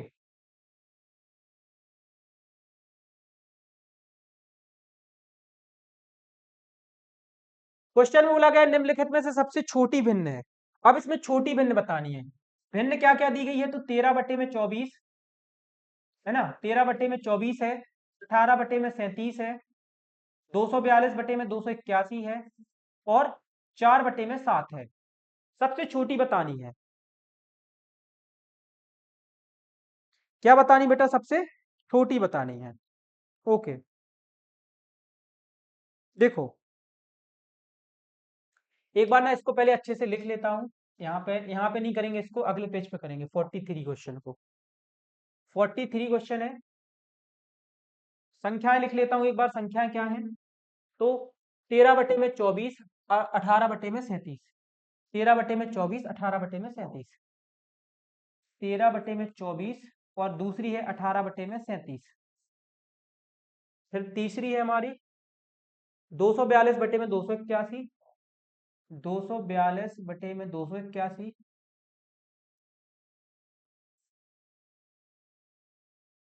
242/281, और 4/7। सबसे पहले 13/24 का मान निकालो, 13/24 इसका मान आएगा, वो आएगा 0.541, ठीक है। इसका मान निकालेंगे 1837 का, 18/37 इसका मान आएगा 0.4864। 242/282 इसका आएगा 0.281 है, सॉरी 282, 242/281 इसका आएगा 0.861, ठीक है। और 4/7, 4/7 इसका आएगा 0.5714। अब देखो सबसे छोटी बतानी थी, सबसे छोटी। तो सबसे छोटी आई थिंक 18/37। 18/37 क्या हो जाएगा, इसका आंसर हो जाएगा।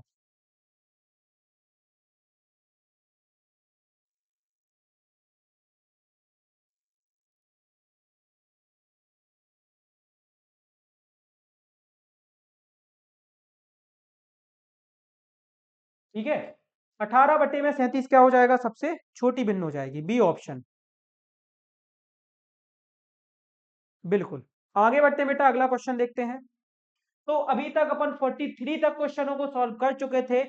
अब 44 से लेके 50 तक जो 5 से 6 क्वेश्चन रह गए हैं या 6 से 7 क्वेश्चन रह गए हैं, उनको अपन सॉल्व वो करने वाले हैं।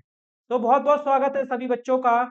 थोड़ा सा एक 20 मिनट का भी हम लोगों ने ब्रेक रखा था, ताकि देखो क्या होता है, थोड़े से ब्रेक के बाद अगर हम वापस से आते हैं क्लास में तो हमारा मन ज्यादा अच्छे से लगता है। ठीक है, एक ह्यूमन साइकोलॉजी होती है कि अपन लोग किसी भी चीज पर 40 मिनट से ज्यादा फोकस नहीं कर पाते हैं। तो अगर चीजों को अच्छे से समझना है तो हमें थोड़ा सा ब्रेक लेते हुए पढ़ना चाहिए। बिल्कुल बेटा, सारी क्लासेस की आपको रिकॉर्डिंग है वो मिल जाएगी, और मेरे हिसाब से तो ये क्लासेस यूट्यूब पर भी जाने वाली हैं। क्वेश्चन देख लेते हैं। कोई राशि साधारण ब्याज पर 12 वर्षों में उसकी दुगनी हो जाती है, ब्याज की दर क्या है?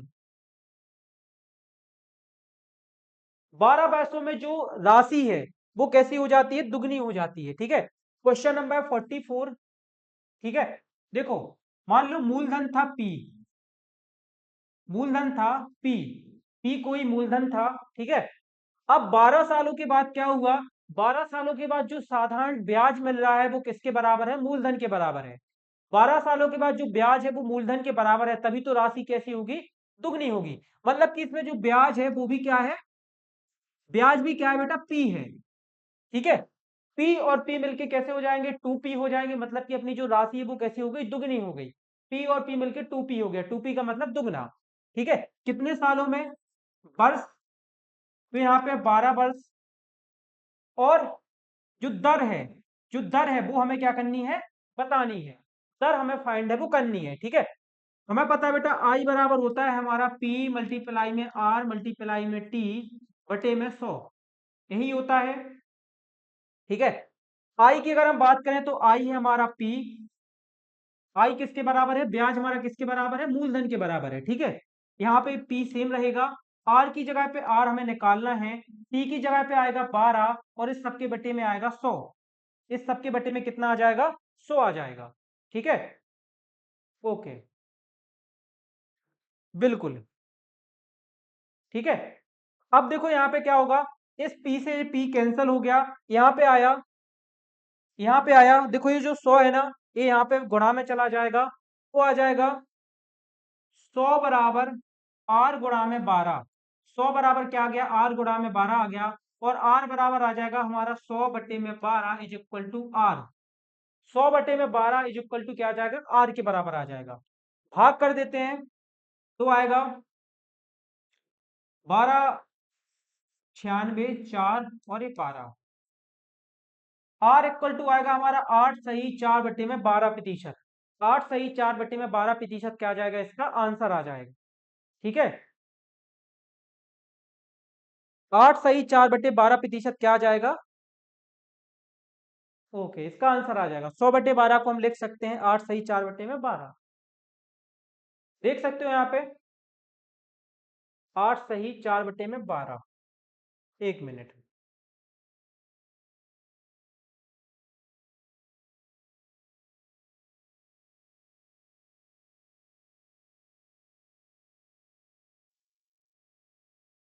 अच्छा।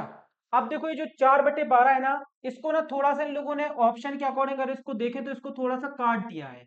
ठीक है, इसको थोड़ा सा काट दिया, जैसे 100/12 था तो इसको 2 से काटा तो ये आया 50/6। फिर से इसको 2 से काट दिया तो आ गया 25/3। 25 बटे में क्या आ गया, 3 आ गया, है ना, थोड़ा सा इसको काट दिया है। अब इसको अगर अपन तोड़ेंगे तो आएगा 3 8 है 24, एक यहाँ पे आएगा और ये 3 आ जाएगा। यानी कि 8 सही 1/3%। 8 सही 1/3% क्या हो जाएगा, इसका आंसर हो जाएगा। ठीक है, ऑप्शन के अकॉर्डिंग देखें तो ये आंसर है, वैसे तो वो भी उसका आंसर था, लेकिन अगर ऑप्शन में देखो वो अपन को दिया नहीं गया था, इसलिए अपन इसको थोड़ा सा और सिंप्लीफाई है वो किया है। सिंप्लीफाई करने पे क्या आया, 8 सही 1/3%। तो सी ऑप्शन क्या हो जाएगा, इसका आंसर हो जाएगा। एक मिनट, सी ऑप्शन क्या हो जाएगा, इसका आंसर हो जाएगा 8 सही 1/3%, है ना। बिल्कुल, 8 सही 1/3%, इसका क्या हो गया, आंसर हो गया। ठीक है, ओके। अगला क्वेश्चन देखते हैं।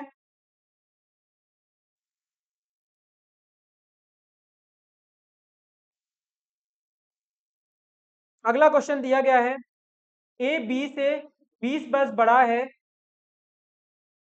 इसको चलो यहीं पे सॉल्व कर लेते हैं। जो ए है वो बी से कितने वर्ष बड़ा है, 20 वर्ष बड़ा है, तथा ए की आयु बी की आयु का 6 गुना है। ए की आयु क्या है, देखो जो ए है वो बड़ा है बी प्लस 20, यानी कि अगर 20 की बी की आयु में हम 20 को जोड़ देंगे तो वो किसकी आयु के बराबर हो जाएगी, ए की आयु के बराबर। और इसके अलावा हमें दूसरी इक्वेशन दी गई है, वो है ए बराबर है हमारा 6 बी के। ए बराबर हमारे किसके, 6 बी के, क्योंकि जो ए की आयु है वो बी की आयु की कैसी है, 6 गुना है। ठीक है, ए की जो आयु है वो बी की आयु की कैसी है, 6 गुना है। यहां से हमें कुछ नहीं करना है बेटा, देखो यहां से हमारा बी बराबर हो जाएगा ए बटे में 6 बराबर में बी। ए बटे में 6 बराबर में बी, ए बटे 6 बराबर क्या हो गया, बी हो गया। हमें बी की जगह पे बस इसी मान को रख देना है, तो ए बराबर हो जाएगा हमारा, बी की जगह पे आ गया ए बटे में 6 प्लस का 20। ठीक है, इसको सॉल्व करेंगे तो ए बराबर आ जाएगा ए प्लस 120 बटे में 6। इसको सॉल्व करेंगे तो आएगा 6 ए बराबर ए प्लस 120, और यहाँ से हो जाएगा 6 ए माइनस का ए बराबर में 120। 5 ए बराबर आ जाएगा हमारा 120, 6 ए में से एक ए चला गया तो 5 ए, और ए बराबर आ जाएगा हमारा 120 बटे में 5, यानी कि 5 दूनी 10 और 5 चौको 20, 24। मतलब जो ए की आयु है वो कितनी है, 24 साल है ना। ए की जो आयु होगी वो होगी 24 वर्ष। ये दो इक्वेशन दी गई थी, सिर्फ इक्वेशन को सॉल्व करेंगे और क्वेश्चन का आंसर है वो आ जाएगा। तो ए ऑप्शन में जो ये 24 वर्ष दिया गया है वो क्या हो जाएगा, इसका आंसर हो जाएगा। ठीक है, 24 क्या हो जाएगा, 24 क्या हो जाएगा, इसका आंसर हो जाएगा 24 वर्ष। ओके,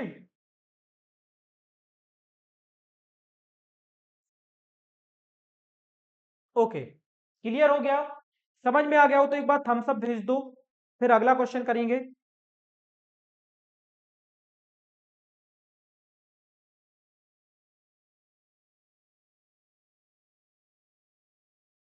बिल्कुल, ठीक है।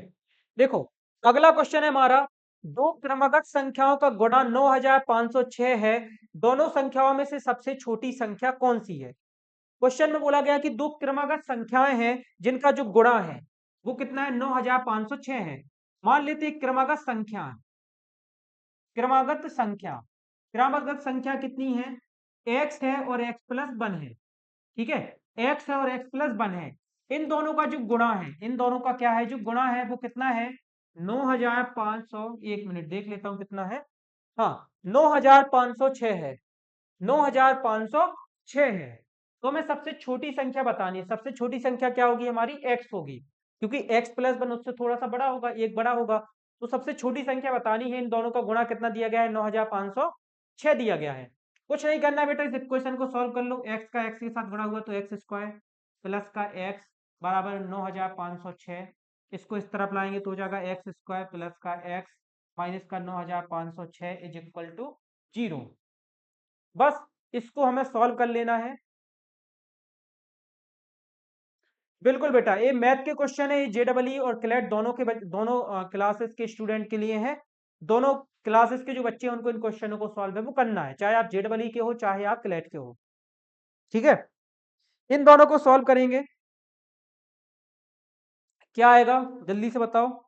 ओके, देखो इसको तोड़ेंगे तो क्या आएगा, इसको तोड़ेंगे तो आएगा एक्स स्क्वायर प्लस का 98x माइनस का 97x माइनस का 9506 इज इक्वल टू 0। 98 गुणा में 97 करोगे, 98 गुणा में 97 करोगे तो तुम्हें मिलेगा 9506। ठीक है, यहां से कॉमन ले लो x, तो यहां पे बचेगा x प्लस क्या बचेगा x प्लस 98, 1 मिनट। ओके, यहाँ पे बचेगा x प्लस का 98, यहाँ पे भी ये सेम बचेगा x प्लस का 98। तो इसमें से अपन को माइनस यहाँ पे लिखेंगे माइनस का 97। आंसर आएगा x माइनस का 97 और x प्लस का 98। x प्लस का 98 दोनों की वैल्यू निकालेंगे, 98 और 90 x की वैल्यू निकालेंगे तो x बराबर आएगा प्लस का 97 और माइनस का 98। प्लस का 97 और माइनस का क्या आएगा, 98 आएगा। ठीक है, देखो क्वेश्चन में बोला गया था दो क्रमगत संख्याओं का गुणा 9506, दोनों संख्याओं में से सबसे छोटी संख्या कौन सी है। तो सबसे जो छोटी संख्या हो जाएगी वो 97 हो जाएगी। 97 क्या हो जाएगा, इसका करेक्ट आंसर हो जाएगा।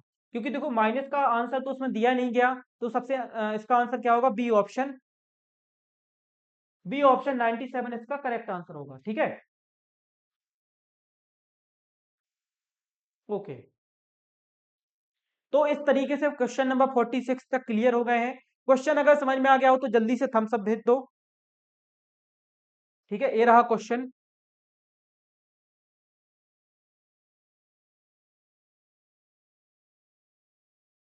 ठीक है, 97 जल्दी से थम्स अप भेज दो अगर क्वेश्चन क्लियर हो गया हो तो।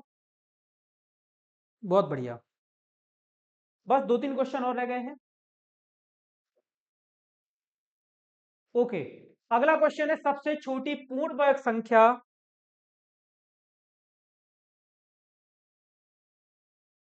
क्वेश्चन दिया गया है सबसे छोटी पूर्ण वर्ग संख्या जो कि 16, 20 तथा 24 से भाज्य है। 16, 20 और 24 से कैसी है, भाज्य है। ठीक है, ओके। सबसे छोटी पूर्ण वर्ग संख्या।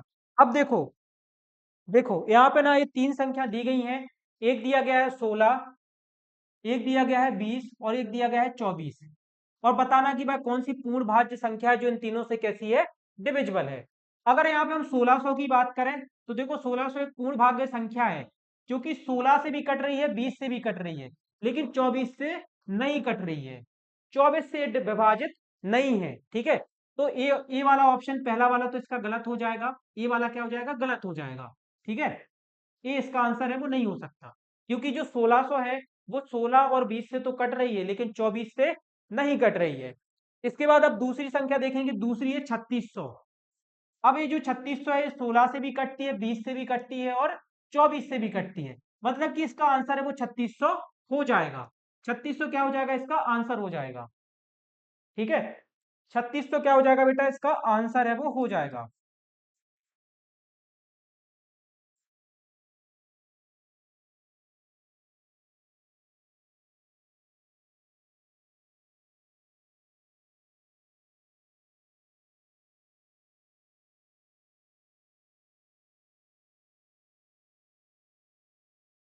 ठीक है, तो 3600 क्या हो जाएगा बेटा, इसका आंसर हो जाएगा। 3600 एक ऐसी संख्या है जो कि 16, 20 और 24 से कटती है। क्वेश्चन क्लियर होगा हो तो एक बार थम्स अप भेज दो जल्दी से।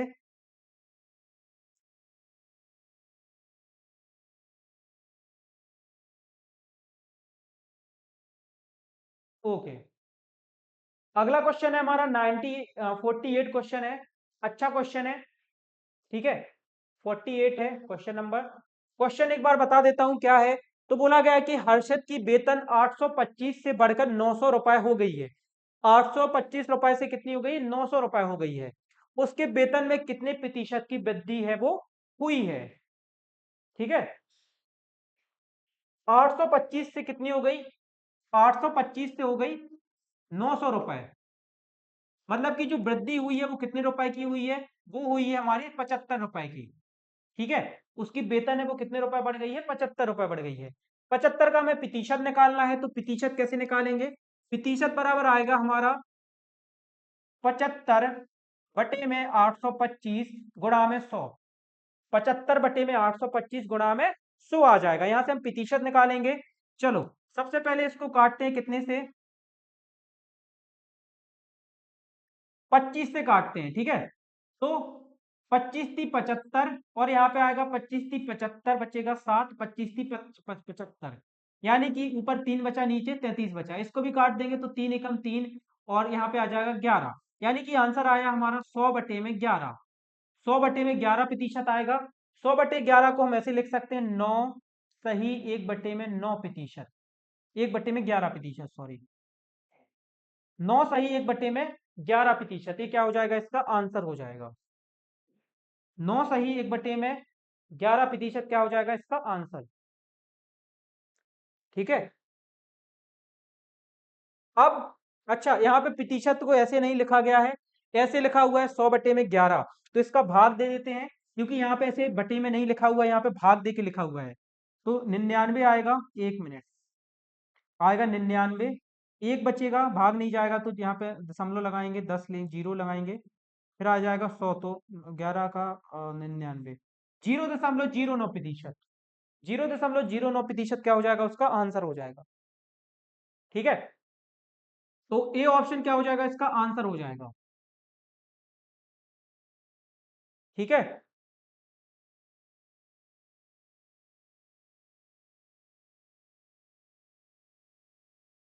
बिल्कुल 0.09% क्या हो जाएगा, उसका आंसर हो जाएगा।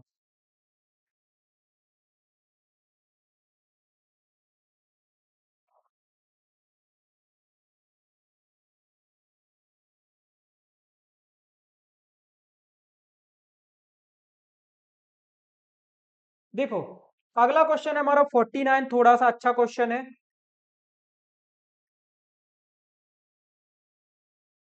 ठीक है, क्वेश्चन दिया गया है, एक व्यक्ति को 20 मीटर कपड़ा बेचने पर 4 मीटर कपड़े के बिक्री मूल्य के बराबर लाभ होता है, लाभ प्रतिशत है। ठीक है, 20 मीटर कपड़ा बेचने पर लाभ 4 मीटर कपड़े का लाभ होता है। ठीक है, मान लेते हैं 1 मीटर कपड़े का मूल्य है वो 1 रुपया है, 1 मीटर कपड़े का मूल्य, कपड़े का मूल्य, 1 मीटर कपड़े का जो मूल्य है वो 1 रुपया है। ठीक है, 20 मीटर कपड़े का मूल्य कितना होगा, 20 मीटर कपड़े का मूल्य, 20 मीटर कपड़े का मूल्य होगा बेटा 20 रुपए। ठीक है, 20 रुपए। अब जब उसने 20 रुपए का कपड़ा बेचा तो उसको लाभ कितने रुपए का हुआ, 4 रुपए का। 20 रुपए का कपड़ा बेचने पर लाभ, बेचने पर लाभ, लाभ हुआ बेटा उसको 4 रुपए का। देखो क्वेश्चन में वापस से आओ, पढ़ो क्या लिखा हुआ है, 20 मीटर कपड़ा बेचने पर 4 मीटर कपड़े के बिक्री मूल्य के बराबर लाभ होता है। मतलब कि 20 मीटर कपड़ा बेचा तो उसको लाभ हो गया 4 रुपए का, ऐसे मतलब 20 रुपए का कपड़ा बेचा तो 4 रुपए का हो गया, क्योंकि अपन ने 1 मीटर कपड़े का मूल्य माना है 1 रुपए, ये अपन ने माना है। तो जब उसने 20 रुपए का कपड़ा बेच लिया 20 मीटर, तो उसको लाभ कितने रुपए का हो गया, 4 रुपए का हो गया। ठीक है, अपन को लाभ प्रतिशत बताना था। ठीक है, तो 20 रुपए का कपड़ा बेचने पर लाभ हो गया उसको 4 रुपए का, लाभ प्रतिशत क्या होगा, लाभ प्रतिशत, लाभ प्रतिशत बराबर होगा, देखो लाभ हो रहा है 4 रुपए का, बेचना पड़ रहा है 16 का। ठीक है, बेचना पड़ रहा है 16 रुपए, क्रय मूल्य हो जाएगा 16 गुणा में आएगा 100। ये तो क्या था उसका, ये तो विक्रय मूल्य था, उसका क्रय मूल्य क्या होगा, क्रय मूल्य तो होगा हमारा विक्रय मूल्य माइनस का 4, विक्रय मूल्य है 20 माइनस का 4 यानी कि 16। ठीक है, विक्रय अपना क्रय मूल्य क्या होगा, ये तो वो 20 रुपए का बेच रहा था, 20 रुपए का बेचने पर उसको लाभ हो रहा था 4 रुपए का, मतलब कि क्रय मूल्य क्या होगा, 16 होगा। ठीक है, थोड़ा सा एक क्वेश्चन ट्रिकी था। ओके, यहां से इसको सॉल्व करेंगे तो आएगा 4 एकम 4, 4 चौको 16, 4 एकम 4, 4 चौको 16 गुणा में 100, यानी कि 4 का 20 100 में भाग कर देंगे तो आ जाएगा 25%। मतलब कि उसको जो लाभ हो रहा है वो कितने प्रतिशत का हो रहा है, 25% हो रहा है। ठीक है, 25% आएगा इसका करेक्ट आंसर, 25%। ठीक है, बी ऑप्शन में जो 25% दिया गया है वो क्या हो जाएगा, इसका करेक्ट आंसर हो जाएगा। ओके, समझ में आ गया कि नहीं आया, जल्दी से बताओ।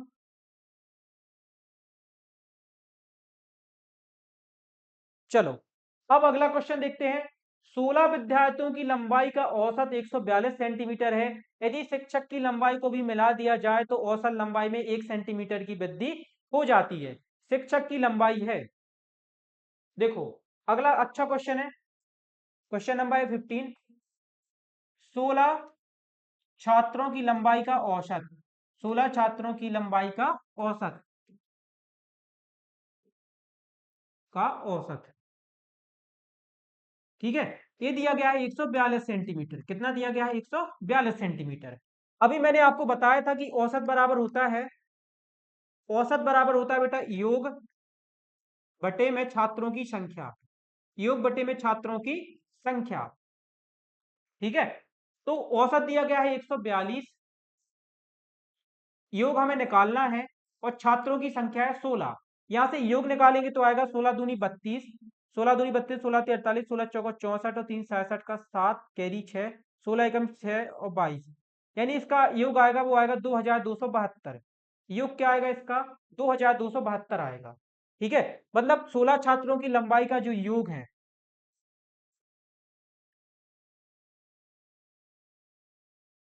लंबाई का योग वो कितना है? वो है हमारा 1672, 2272 है, सॉरी, 2272। ठीक है, अब इसमें पर अगर अपन ने टीचर की आयु को भी ऐड कर लिया, किसकी आयु को ऐड कर लिया? टीचर की आयु को।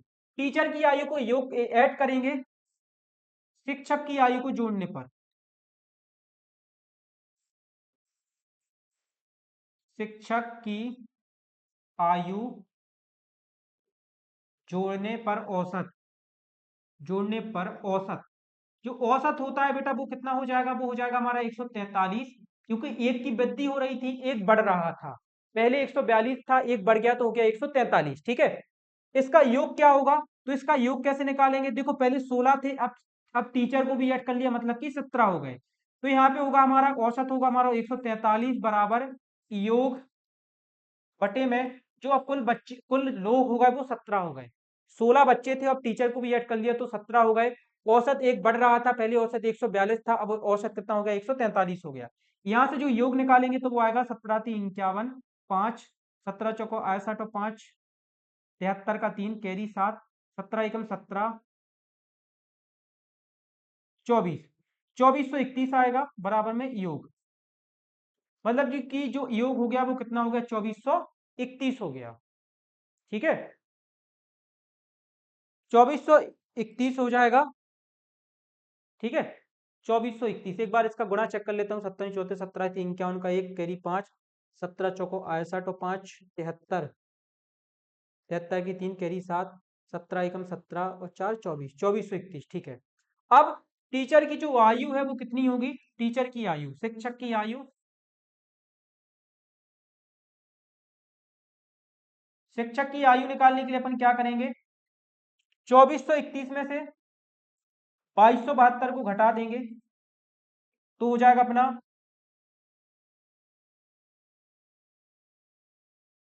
11, 11 में से 2 गया तो बचेगा 8 1 9, 12 में से 7 गया तो बचेगा 5, 13 में से 2 गया तो 159 वर्ष, 159 वर्ष इसकी आयु हो जाएगी। कहीं पे क्वेश्चन को, अच्छा हाँ हाँ ठीक है, 159 सेंटीमीटर क्या हो जाएगी? इसकी आयु हो जाएगी। अच्छा, लंबाई दी गई थी, सॉरी, मुझे लगा यहाँ पे आयु दी गई है। आयु नहीं दी गई बेटा, लंबाई दी गई है, तब इसका सही आंसर है। ठीक है, 159, 159 क्या हो जाएगा? इसका आंसर हो जाएगा। वो थोड़ा सा मुझे लग रहा था यहाँ पे आयु दी गई है, आयु नहीं दी गई बेटा। यहाँ पे ना इसकी लंबाई दी गई है। कितनी दी गई है? लंबाई, 1 मिनट यहाँ पे मैं ठीक कर देता हूँ, सेंटीमीटर। आयु नहीं बेटा, लंबाई है। थोड़ा सा आयु की जगह पे लंबाई कर लेना। ठीक है, आयु जहां जहां पे भी लिखा हुआ है वहां पे लंबाई कर लेना, थोड़ा सा कंफ्यूजन हो गया था।